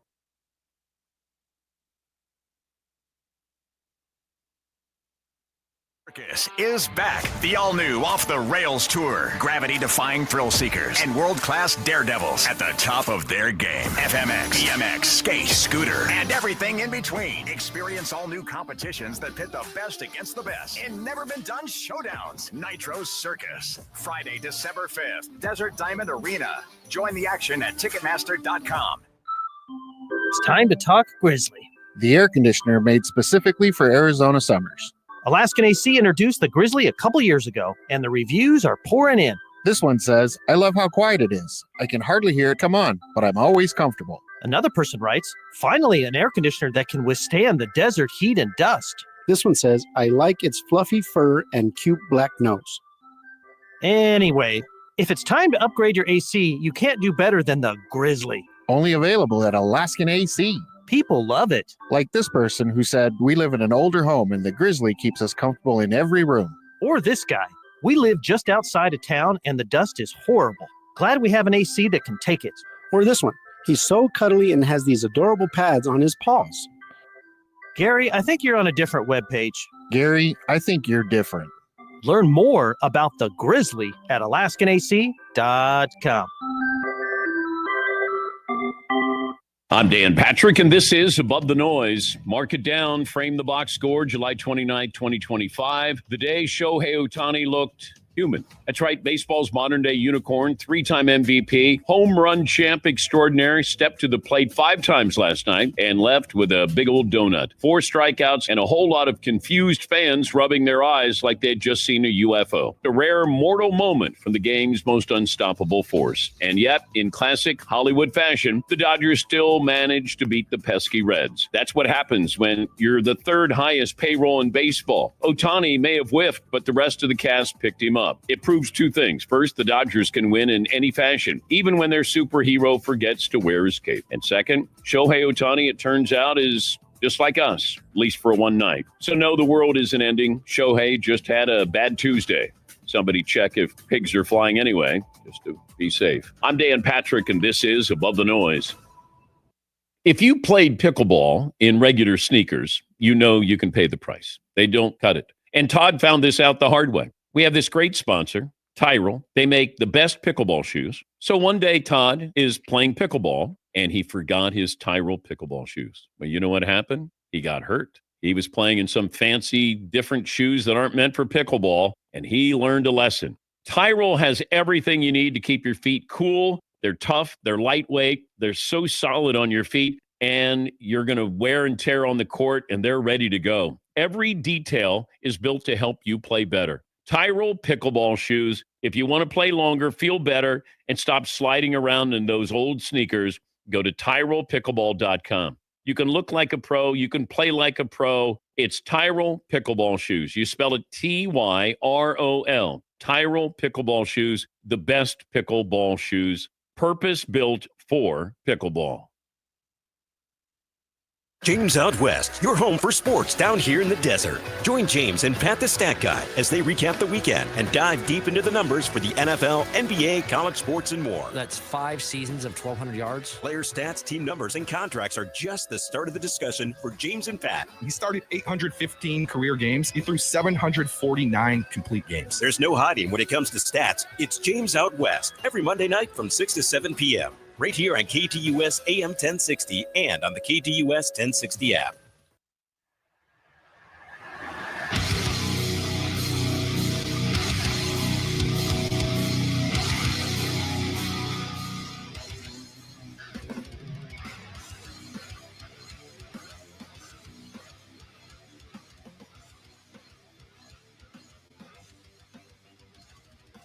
Back here on the lunch break, KTUS AM 1060. I'm seeing a tweet on social media that according to Mark J. Spears, this is what the Phoenix Suns have offered for Jonathan Kuminga. So, producer Evan, you have not seen this, right? You're in the dark. I haven't seen this at all. Royce O'Neal, Nick Richards, and 4 second-round draft picks. Brian Gregory out here trying to fleece the Golden State Warriors. I'm going to keep Ryan Dunn. I'm going to keep Oso Ighodaro. I'm going to keep all my young players. Here's Royce O'Neal's contract that I don't want. Here's the center that the last guy traded for that I don't need because I got 2 young athletic centers and 4 second-round picks because I got a whole bunch of them from Houston in the Kevin Durant trade. Here, take all the stuff we don't want. I really am convinced in the NBA that like teams just throw in seconds to make the trade look better. Like, give us 5 second-round picks. Because in the NBA, the 5 second, they mean so little. But in the NFL, if you saw 5 second-round picks, you'd be like, whoa. Shout out to Brian Gregory. The more I hear about what he's trying to be as a GM, the more I am on board, and I'm a fan. I mean, how could you as a Suns fan be mad at that trade? Royce O'Neal's contract out of here. Nick Richards isn't going to play. So you're utilizing his contract to make something happen. And 4 second-round picks. Not touching any of your young players. I love it. I love it if that's what they're trying to do. I don't think it's going to work. Clearly, that's why Golden State doesn't want to do the deal. But I love it. I love the Phoenix Suns feel like there's an opportunity here. They feel like they can just kind of just poke the bear a little bit, so they're doing it. It's time for a top 5 list. And with it being the MLB trade deadline tomorrow, we figured we would do a top 5 Mike Hazen trades list. Do you have any HMs, producer Evan? I don't think I'll give an HM. For those who maybe don't know what we're referencing, an honorable mention, HMs. And I'll say it's the acquired Eduardo Escobar. That was my HM. Because he was good for the team, but you traded Johan Durant. Listen, that can be a win-win deal for everybody. And it seems to be. And it seems to have been a win-win deal for everybody. So because I think it falls into the honorable mention. Escobar got traded here and then signed a 3-year contract extension for $21 million. Just some masterclass in business from Mike Hazen. 2 of the following 3 years of that 3-year extension. He was awesome. He hit 20-plus home runs in 2 of those 3 years. He was great. So, yes, I had that as an HM. I think we're going to have the same 5 moves. I think it is the order that is going to matter. I will let you go first because I think I went first last week. I certainly went first last week. You're sure? Yes. So that means it's my turn to go first. Yes. Okay, then I'll go first. Number 5. You have to go back to 2023 for this on my list. The Arizona Diamondbacks desperately needed some help. Season was going off the rails. Didn't think they were going to be able to make a run into the postseason. And what did they do? At the deadline in 2023, they acquired a pitcher from the Seattle Mariners, Paul Sewald. And he was their closer for 2023, was also their closer in 2024, had 13 saves in 20 games in 2023, and then had 16 saves the following year in 2024. But a super needed reliever, a veteran who had been good in Seattle, had a 2.93 ERA with 21 saves in Seattle before getting traded to the Diamondbacks, but then was great for them with 13 saves down the stretch. Then they were able to make the postseason. And then we know how that season ended for the Diamondbacks. And he had 16 strikeouts in 10 innings, had 6 saves in the postseason as well for the Diamondbacks that year in 2023. So Paul Sewald in the 2023 deadline, my number 5. That was also my number 5. Okay. All right. So that's 1 for 1 so far. So he was a huge piece in them going to the World Series. Well, he gives up the bad one. Yeah, but you don't get a chance to give up the bad one without the work that he did in August and September and in the beginning of the postseason for them to be able to make that run. But a team that desperately needed to add at the deadline, desperately needed to add a closer, a reliever, and they added somebody who ended up being awesome. My number 4, since we have the same number 5, my number 4, the offseason of 2022, Diamondbacks made a trade, and they got a future all-star catcher for them. They got a starting left fielder for them. Now, they did give up Dalton Varsho in this trade, but they got back Lourdes Gurriel and Gabby Moreno, who Gabby is a centerpiece of what they're trying to do, part of the core that I think we all believe in. You invoke his name with Ketel, with Corbin, with Geraldo Perdomo. His name comes up. He's not been super healthy this year, but has been an elite defensive catcher. I saw an update to the outs above average or defensive run saved metrics across baseball. Gabby, even though he's missed time, even though he hasn't played a ton behind the plate, way up there among defensive catchers, has been great, has been able to hit. And yeah, you gave up a player who's playing great in Toronto. I consider this a win-win because Lourdes Gurriel and Gabby Moreno played a major role in 2023 and 2024, and you don't have those guys unless you make this trade. Love that deal. In fact, love it so much. Had it at 3. Okay. At 4 for me was JD Martinez. Okay. And I want to make this very clear. JD Martinez's second half as an Arizona Diamondback should be studied as one of the greatest few months of baseball ever played at the plate. I have the numbers here. Do you want them? It was unbelievable. Give them to me. He played 62 games for the Diamondbacks in 2017 after getting traded. He hit .302 with a .366 on-base percentage, an OPS of 1107. He had 29 home runs and 65 RBIs in 62 games. He finished the year combining his start with Detroit. He played in 119 games. He had 45 homers, 104 RBIs. He hit .303 for the season, a .376 on base, a .1066 OPS. He was worth 4 WAR. He was worth 2.4 WAR in the 62 games for the Diamondbacks after they acquired him. He was unbelievable. I don't know if there's a better trade acquisition than that one. For a deadline. And the only reason, to be honest, I have him so low, is he only played 66 games total. He played the 4 in the playoffs, and that was it. Was a free agent at the end of that year, signed a big deal with Boston, went there for a little bit. Won the World Series first year there. Did win a World Series, was an all-star 4 times in his, 5 seasons there in Boston. I mean, he followed that up with a 43 homer, 130 RBI campaign in 2018. Just absolutely outstanding. So that is your number 4. We know what your number 3 is because it was the same as my number 4, Gabby Moreno and Lourdes Gurriel for Dalton Varsho. My number 3, I know there's probably some recency bias with this negatively. This is still one of the best trades Mike Hazen has ever made.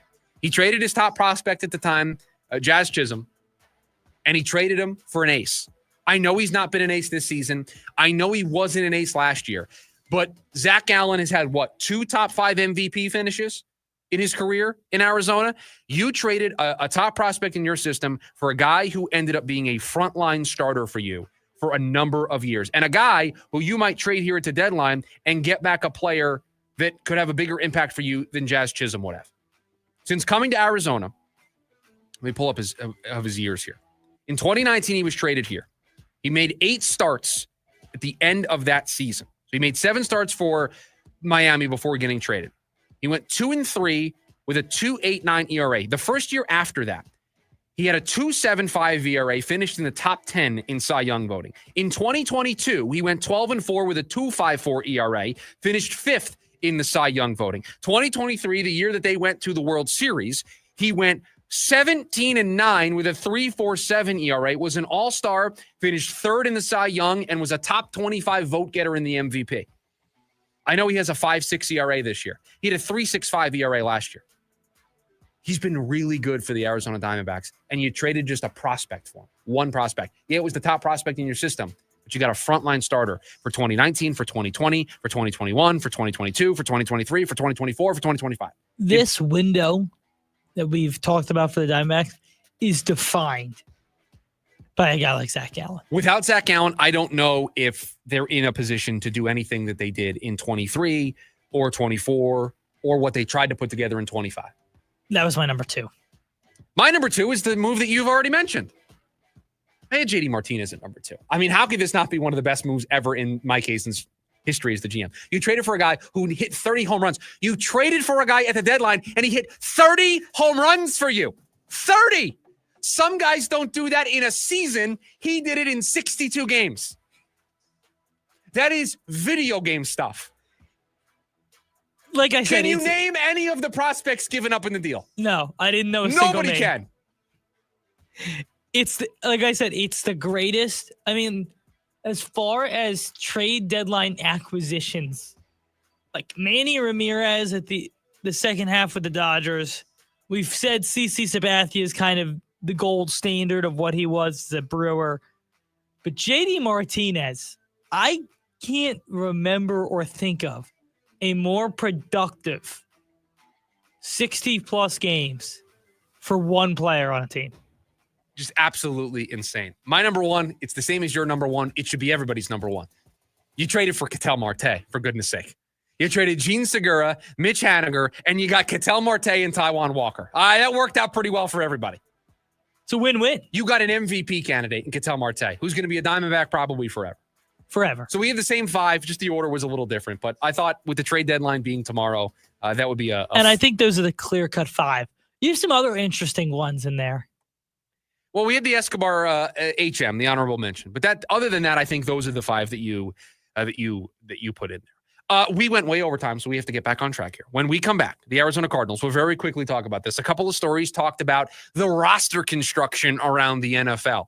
So how well put together is the Cardinals roster? That's next on the lunch break. KDUS, AM 1060. Attention all clones. The Jim Rome Show is here for you every day here on KDUS AM 1060. Lots to get done. Welcome to the program. Listen in as Rome dives into the biggest sports headlines of the day. From final scores, player contracts and trades, team prospects, and even a spicy take or two. The Jim Rome Show, 1 to 4 p.m. every weekday here on KDUS AM 1060. That's the trick. Online at KDUS1060.com and on the KDUS 1060 app. These lawyers say they treat clients like family while secretly putting mandatory settlement quotas on their lawyers. We never set settlement quotas. We measure success by achieving each client's best outcome. Do your research. Call the husband and wife law team first. Stevie Nicks.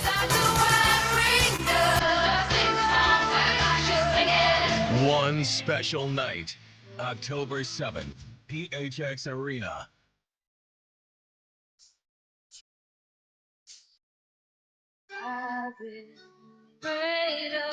Tickets on sale now at livenation.com. Don't miss Stevie Nicks live at PHX Arena. 2 years ago, Bobby Carpenter completed treatments for knee pain at QC Kinetics. So we're checking in with the former college and pro football player to see how he's doing. I've been asked a lot, like, how long does this last? How long does it work? I go, I've had mine for a couple of years and everything feels very good. It feels just as good as it did when I started to turn the corner. Bobby's an active husband, dad, and business owner. That's why 2 years ago, he heard about QC Kinetics, the nation's leader in regenerative treatments, and he knew he could trust them for his chronic knee pain. And thankfully with QC Kinetics, I was able to go through this, and my activities are the same as it was. I'm able to coach my kids in sports. I can play golf. I can go run. QC Kinetics patients like Bobby don't miss a beat. No surgery or rehab, just freedom from debilitating joint pain. Ready for lasting relief from joint pain? Call QC Kinetics today for your complimentary consultation and see if you're a good candidate. Call QC Kinetics, 602-837-PAIN. That's 602-837-PAIN. 602-837-PAIN. School's here, and now your kids tell you they've outgrown their clothes and shoes? Don't worry. Right now, get 20% off on Nike at Scheels. Find everything your kids need for school and save a little extra. hopefully to get something for yourself. Plus, for Shields Visa members, it's our exclusive card member appreciation event, now until August 3rd. While shopping with your Shields Visa, you'll earn more points. This 20% off Nike sale won't last, so head to Shields soon, located at the Chandler Fashion Center. It starts with a simple order, a cold Dos Equis dressed with salt and lime. But for the salt clinging to the bottle and the lime perched on top, this is the luckiest of unions. As if the universe has swiped right, pairing flavors together with a crisp Dos Equis.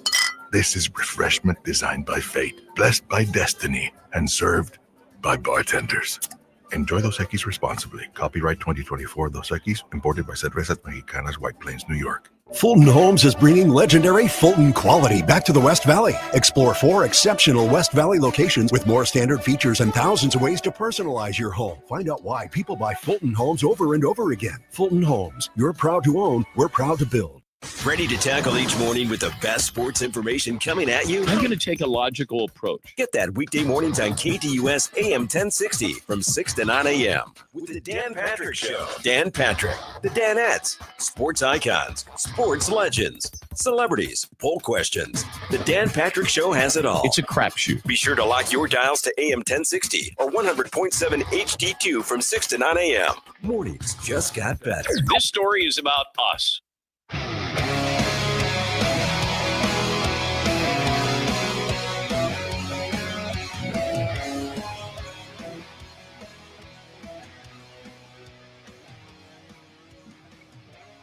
Back here on the lunch break, KDUS AM 1060.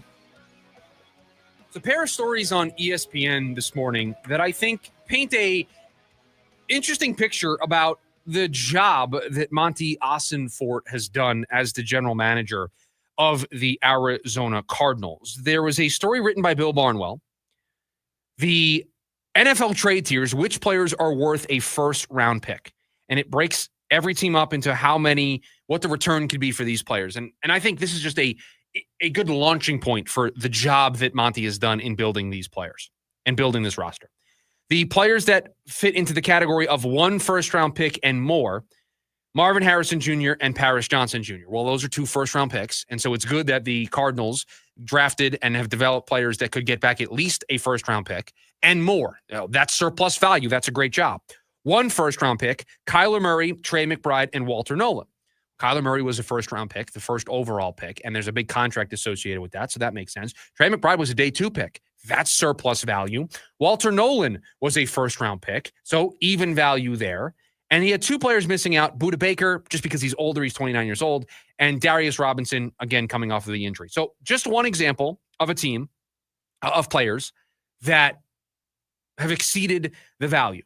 Well, another story that was written this morning on ESPN ranked the players under the age of 25 across football. And it had the Cardinals ranked 19th. And you may be asking, Chris, why would you bring this up? They're not rated very highly. Well, because Marvin Harrison Jr. and Paris Johnson Jr. are shouted out again. And because last year they were ranked 6th in this exercise. And so the reason why they fall to 19th is because they've had some players like Trey McBride graduate out and become too old. But furthers the point that this team has a lot of young talent. Marv, Paris Johnson, Trey McBride, even though he's not under 25, he's still a young player. They have Trey Benson, who's 23. Garrett Williams is 24. Will Johnson is 22. Max Melton is 23. Keitrell Clark, who's going to be their 4th corner, he's 24 years old. Walter Nolan, who they drafted this past year, is 21. Darius Robinson is 23. Oh, by the way, BJ Ojulari, who missed all of last year with a torn ACL, he is 23. The Cardinals have done a great job getting veterans like Calais Campbell, like Dalvin Tomlinson, like Josh Sweat, holding on to veterans like James Conner and Budda Baker, but they've done an excellent job of getting young talent where the sky is the limit. Trey Benson, his career just starting. Garrett Williams, Will Johnson, Max Melton, those careers are just starting. Who's the elder statesman of that group? Garrett Williams in his 3rd year?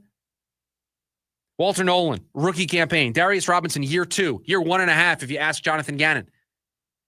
So, yeah, they're 19th on this under 25 list. They got a lot of young talent. They have some talent that just graduated outside in Trey McBride and Michael Wilson and Dante Stills and Isaiah Adams. The Cardinals are doing this the right way, which is why we have said that there is so much pressure on Kyler Murray, because if he does not hold up his end of the bargain here this season, it's very easy for this organization to move on and get a replacement because the roster is ready to go. We think the roster is ready to go. I feel pretty confident that the roster is ready to go. You plug in a quarterback to this roster with this young talent, and you could see, tell me how you could not see what happened in Detroit when Jared Goff got there happen to the Cardinals if they needed to make a quarterback swap this offseason. If they needed to make a swap, Kyler didn't. Kyler's the reason why they didn't make the playoffs. Kyler struggled. The rest of the roster's great. They need to make a change. You're telling me that they couldn't find a Jared Goff type and be the next version of the Detroit Lions?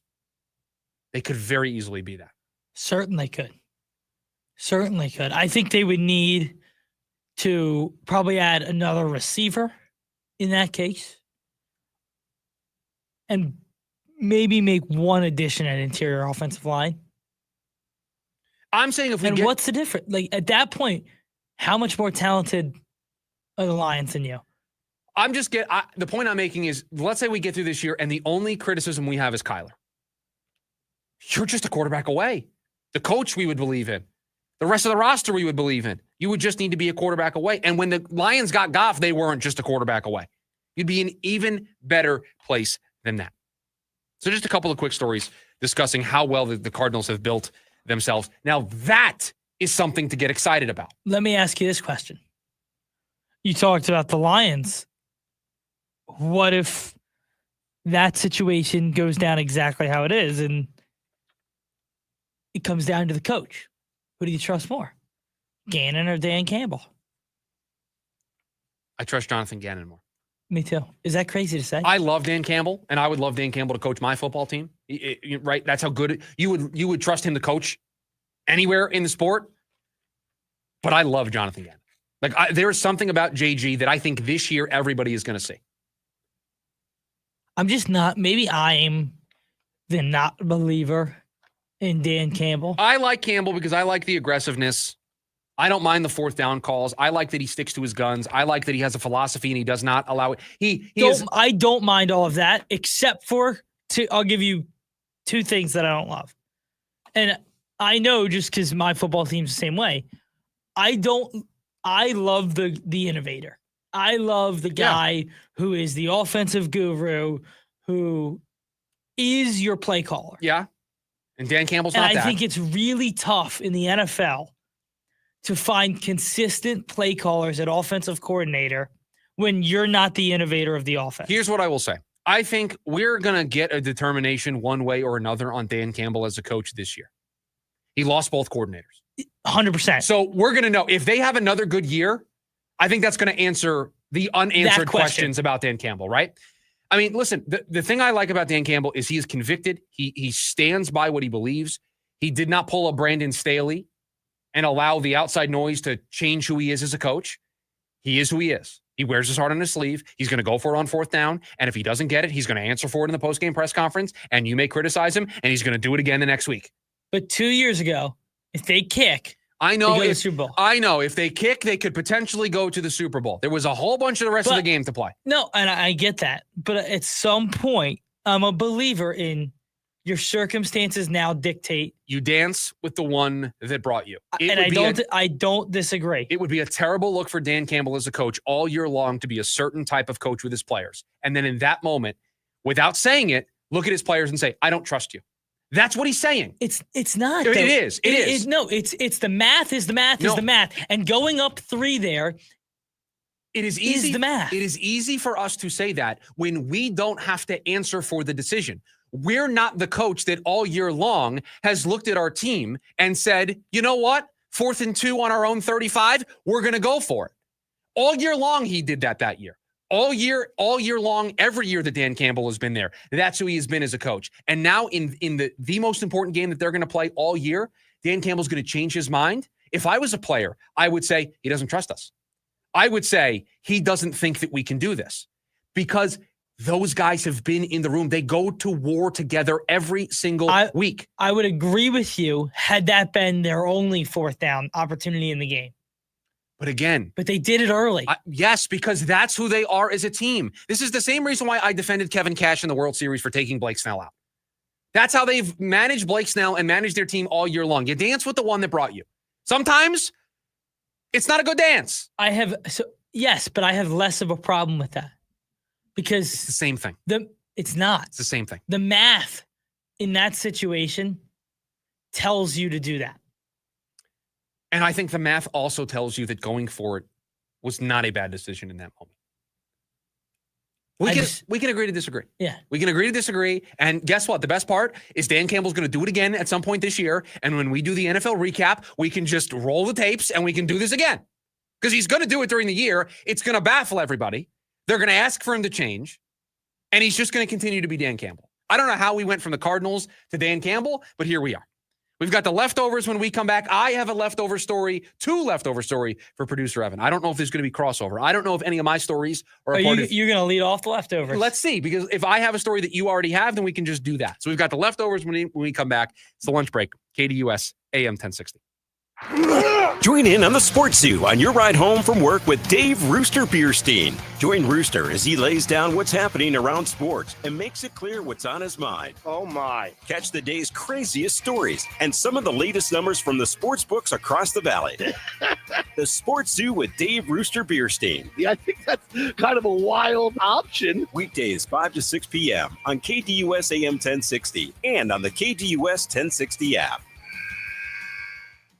I'm Ultima Morgan of Morgan & Morgan. Every time one of my children started driving, it was terrifying. I am quite aware of the dangers being on the road. Thousands of accidents happen across the country. We see it every day. These families' lives will be changed in an instant. We fight for these families as if they were our own. We've become America's largest injury law firm by winning cases just like these. If you've been injured in a car accident, call us. Injured? Dial Pound Law or visit forthepeople.com for an office near you. Prepare for the Maximum Fun Tour. A day to remember.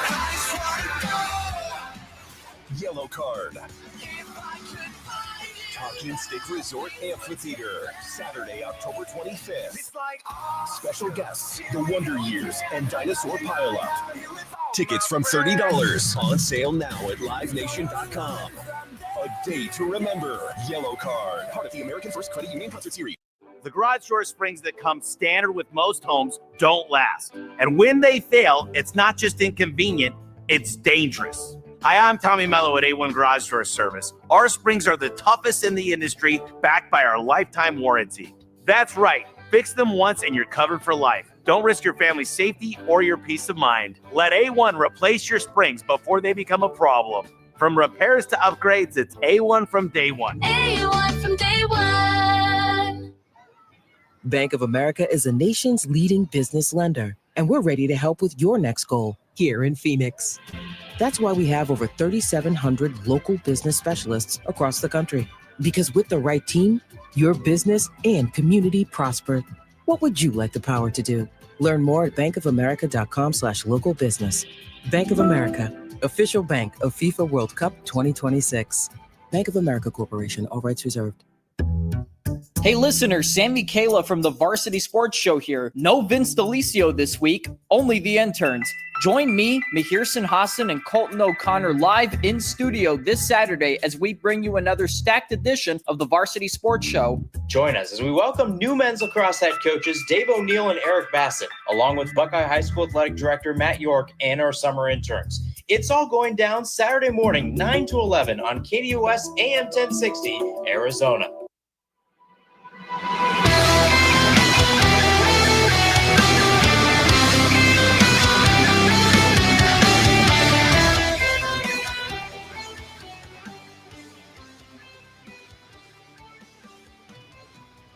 Make sure you download the KDUS AM 1060 app. You can listen for your chance to win 4 tickets. The Diamondbacks take on the Colorado Rockies Saturday, August 9th.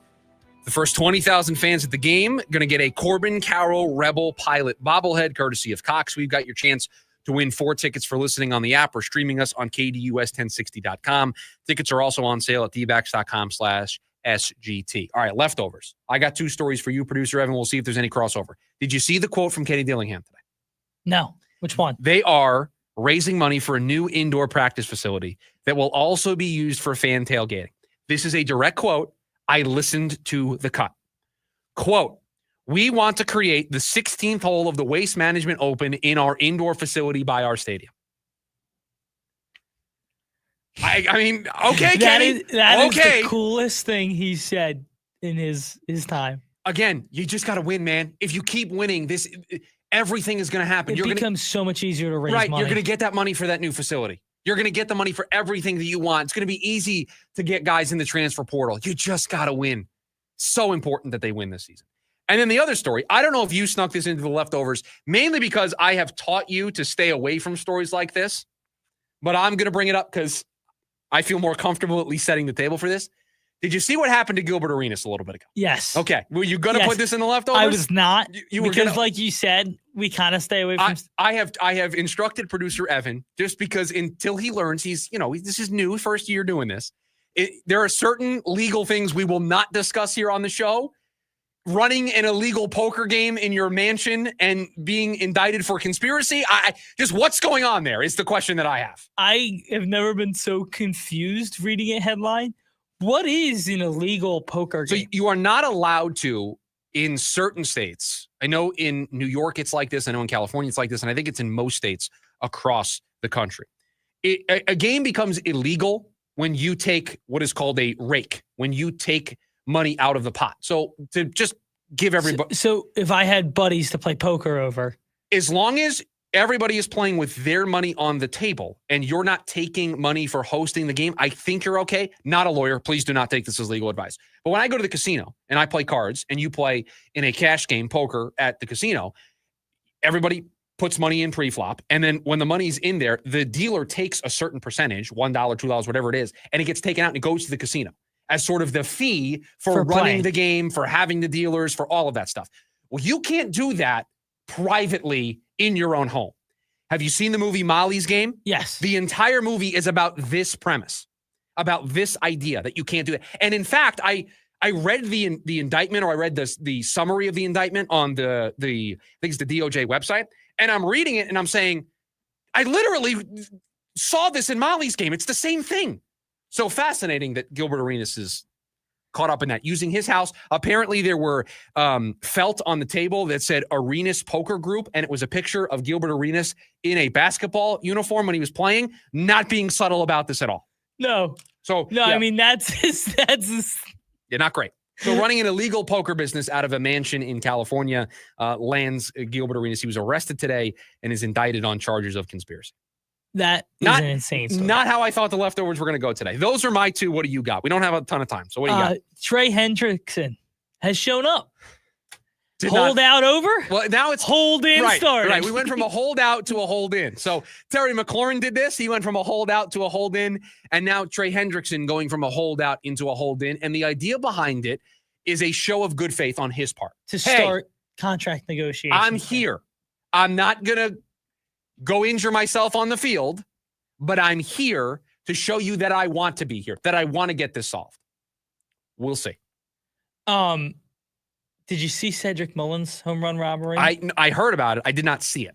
On Twitter, search this thing up. I mean, he is just not halfway up the wall. This is not great radio when we do this, but he is halfway up the wall. Is it better than the A's one earlier this year? It's close. It's close, he says. It's really close. Cedric Mullins. Another one for you. Travis Hunter is the highest rated rookie in Madden this year. He's an 84 overall. 3 overall higher than Ashton Genty, who's an 81. This ball's hit a far way. He's going to go up and get this thing? He is going to go up and get that thing. My goodness. A guy who could be traded before tomorrow. Showing off the defensive chops. That's a very impressive catch. The Orioles are an interesting team.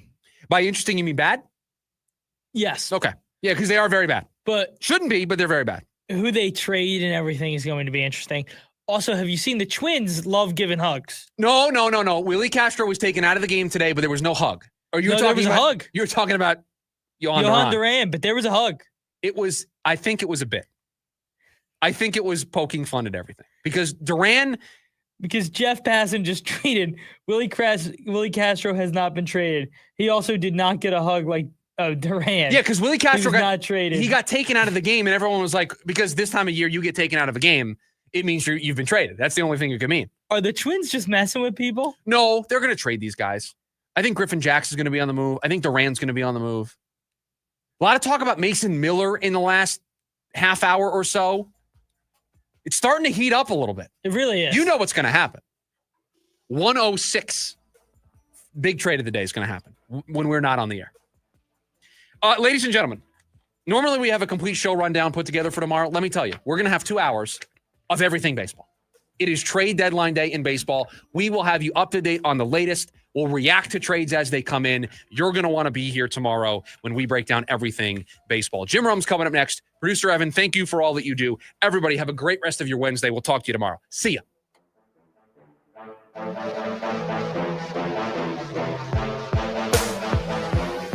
AM 1060 KDUS